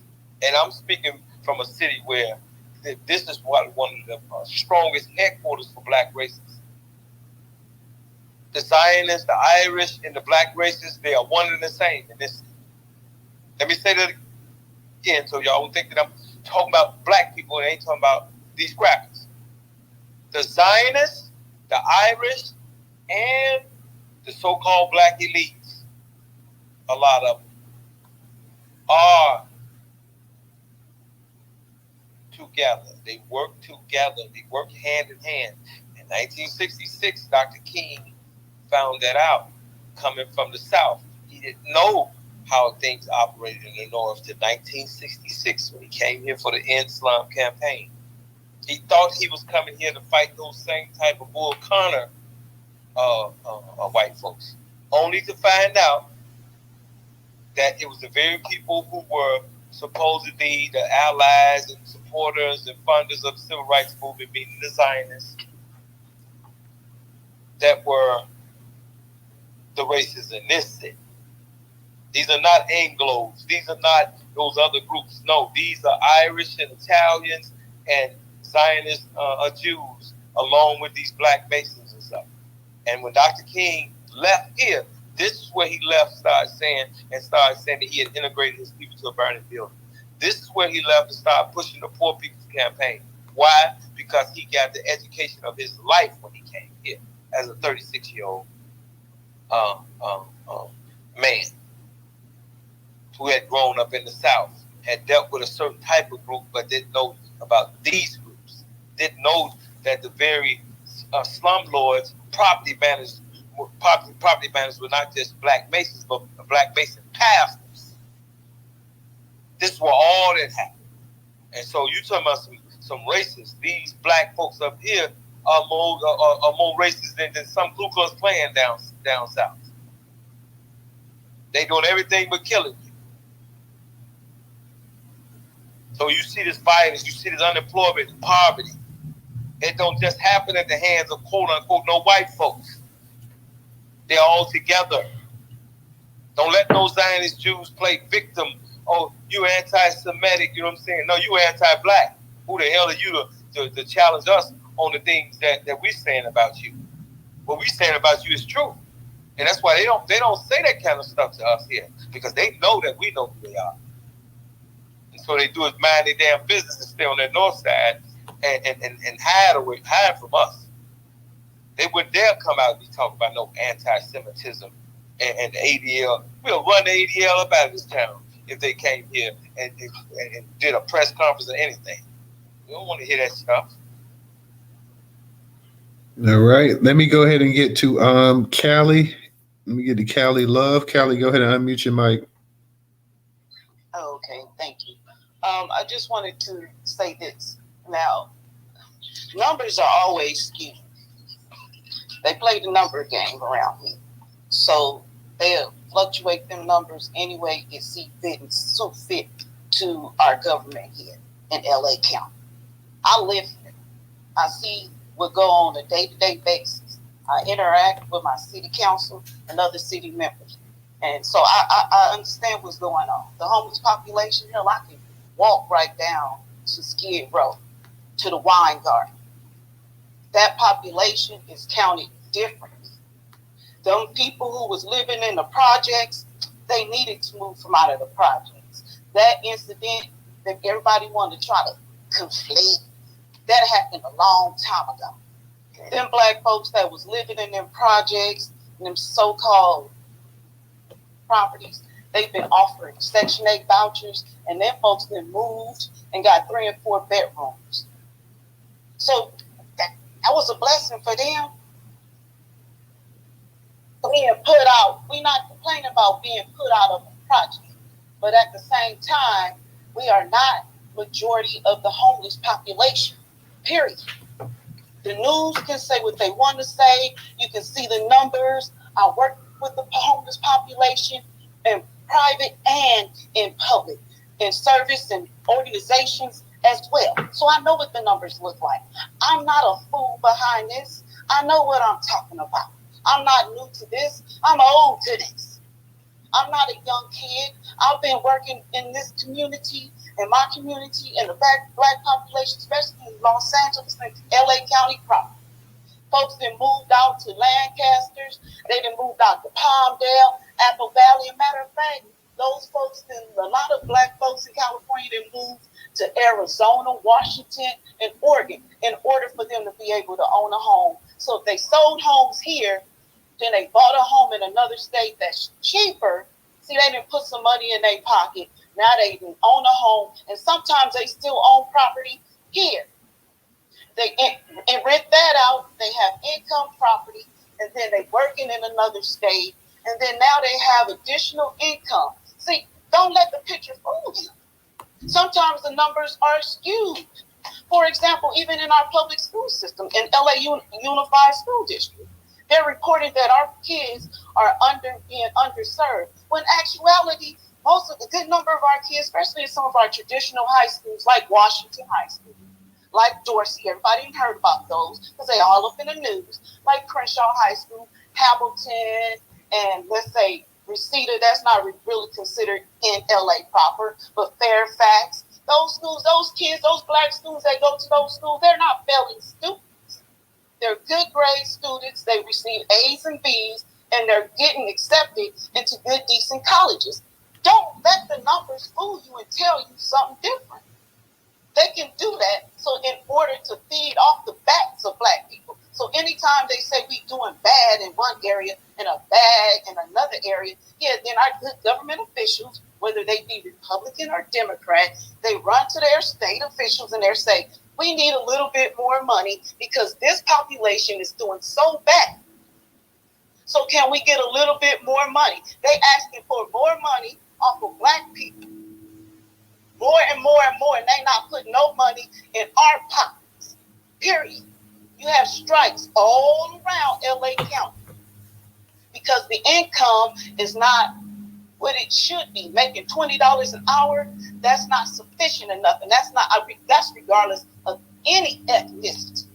If I walk right up to Hill Street, First and Hill, to the LA County Superior Courthouse, and I sit in that courtroom, in that courthouse, and I watch the number of disposition notes, warrants that's being issued out for evictions, I can look at the number of people that come into that courthouse and that are applying and that are answering those eviction notices.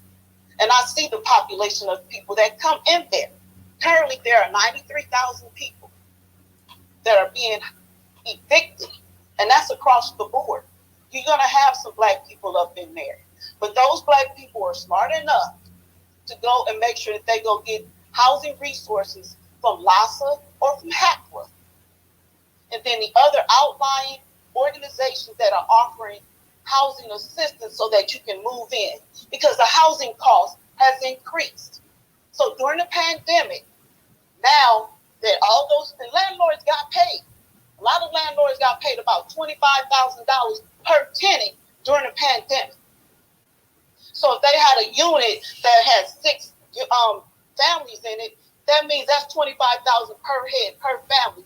And they still got paid and then turn around and still evicted the people after they didn't got paid their money. Have to go find some that doesn't technically afford to go get another apartment or another place to stay. That means that you put them out and gave them 3-month notice. Now go find a place to live where housing is scarce for anybody. Because they can't build them fast enough to put people in. On top of the 93, on top of the 50,000 people that have already been evicted. So, yeah, we are part of the homeless population, but we're not as large as that. We need the assistance. But to say, well, we're going to allocate this amount of money for housing for black people. No, how about you run that 1.2 million and we'll be all fine. Period. That'll cure all the housing woes. Period. That'll take care and satisfy just about whatever they need. And if they go and spend their money however they choose to, if they want to go spend their little money and they end their ass back up on the streets, oops for you. But at the same time, to keep asking for the same resources that the government is already supposed to be providing, I just don't think so. And then put that money in the pocket in the budget so that any and everybody can come and allocate those resources. That's just not going to work. So I don't really care about, oh, it hurts for me to hear. No, it hurts for me to watch my people have to deal with unnecessary pushback about people who are constantly saying things about us that's technically not true. We have quite a few educated people in this state, in the LA County, period, that work. And they will work to keep a roof over their head. So if the rent went from $1,800, that's just from those that just live in apartments. Went from $1,800, and then within 6 months, it went to $26. That's more than 50% of your income. So if you lose a job, you're subject to be out of work, out of a house, food, car, and everything else. That's your whole livelihood. On top of the student loan debt that really didn't nobody get for real. So we understand all the hoopla and the whoop and all the Hollywood stuff. We're going to make black people just look so bad. No, we want our money, not because we're doing bad or you could consider us to be low income. No, because that's the money that our people work for. They earn that money. So you multiply it times however many generations you need to multiply it to, and then you just run us our paper. That's across the board. You don't need to be poor in order to say now you qualify for reparations. You don't need to be homeless in order to say now you qualify for reparations. That's some extra dog duty. You can miss me with all that.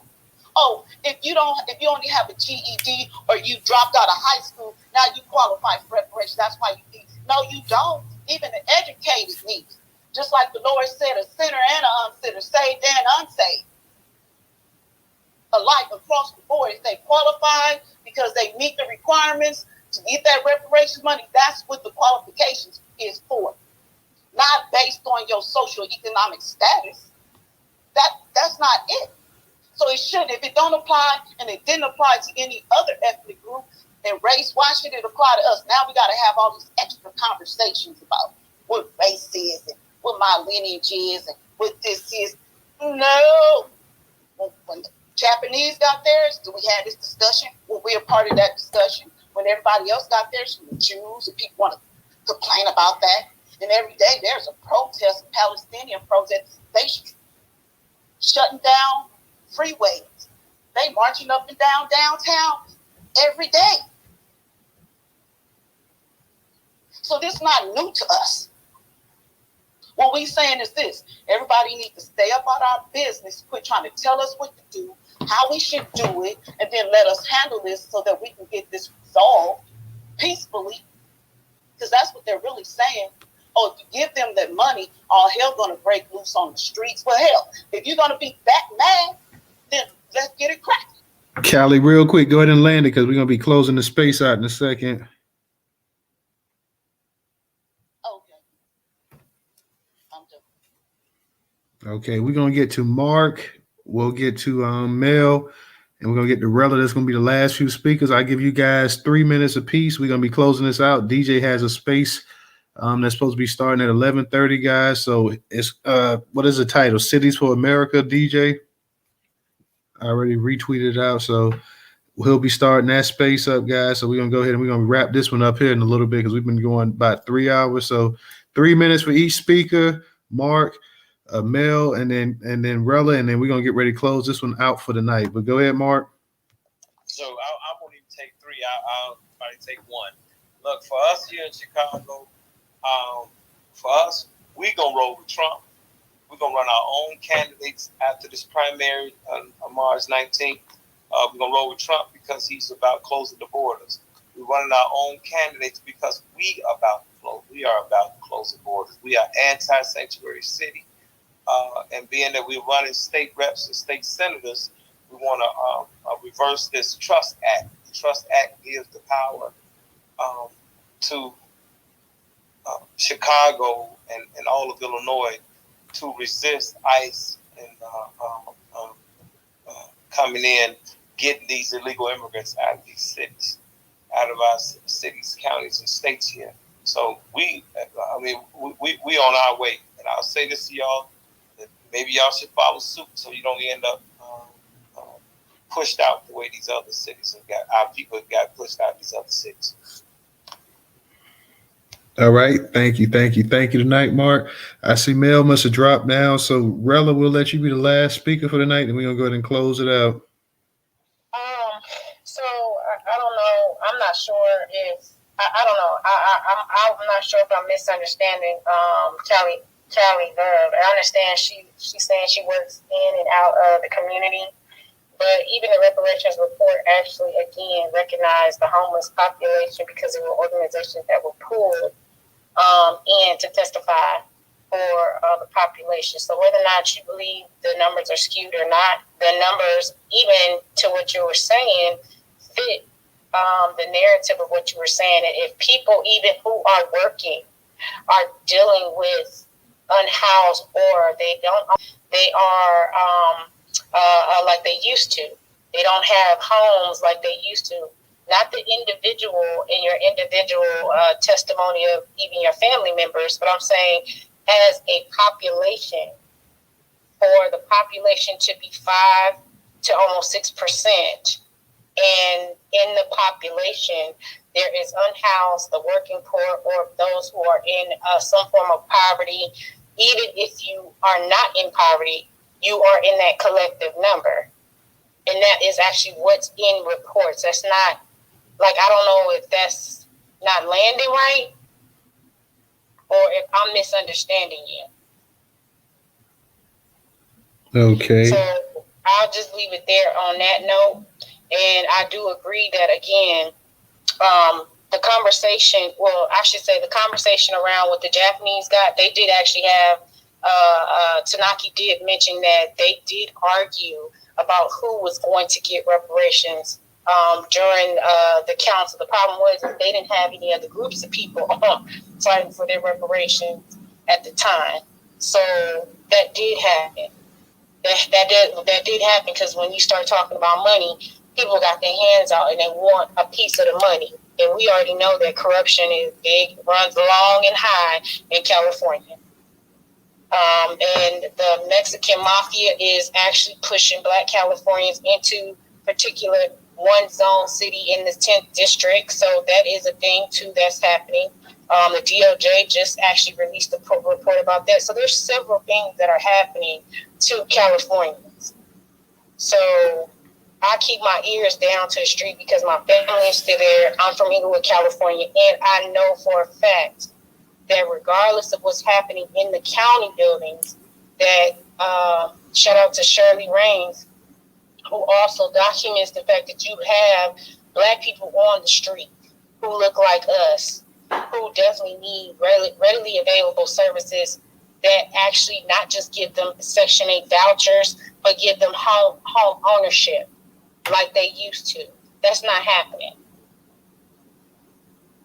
So I'll land there, and then I'll wait till the next phase. All right. Thank you, Rella. Thank you. DJ, are you still there? Yeah, I'm here, brother. Let's go. Your space is starting at 11:30, right? Yeah, right now, just marked it at that time. No, okay. Well, you want to say something real quick before we get ready to close this one out? Nah, go ahead and just on to the next one. What you call it? On to the next one. Agree. Let's go.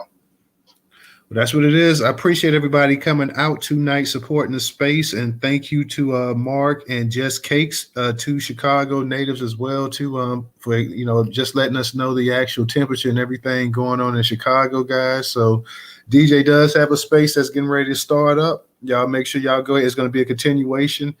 What was the title of the space again? I said it. I just forgot. What was it again, DJ? We're going to definitely be running down these mayors on the cities for action. So, Mark, come on over. You know what I mean? Cities for action. Okay. Yeah, cities for action. And obviously the Office of New America, even though that's older to most of those folks that know the information, you may be new to the space. So we're going to talk about that soon. But let's go. Well, that's what it is, guys. Everybody have a good night. Have a good weekend. We'll see you again Monday. The DJ space is about to start up, guys. So check that out. Peace. Everybody be safe. Have a good one.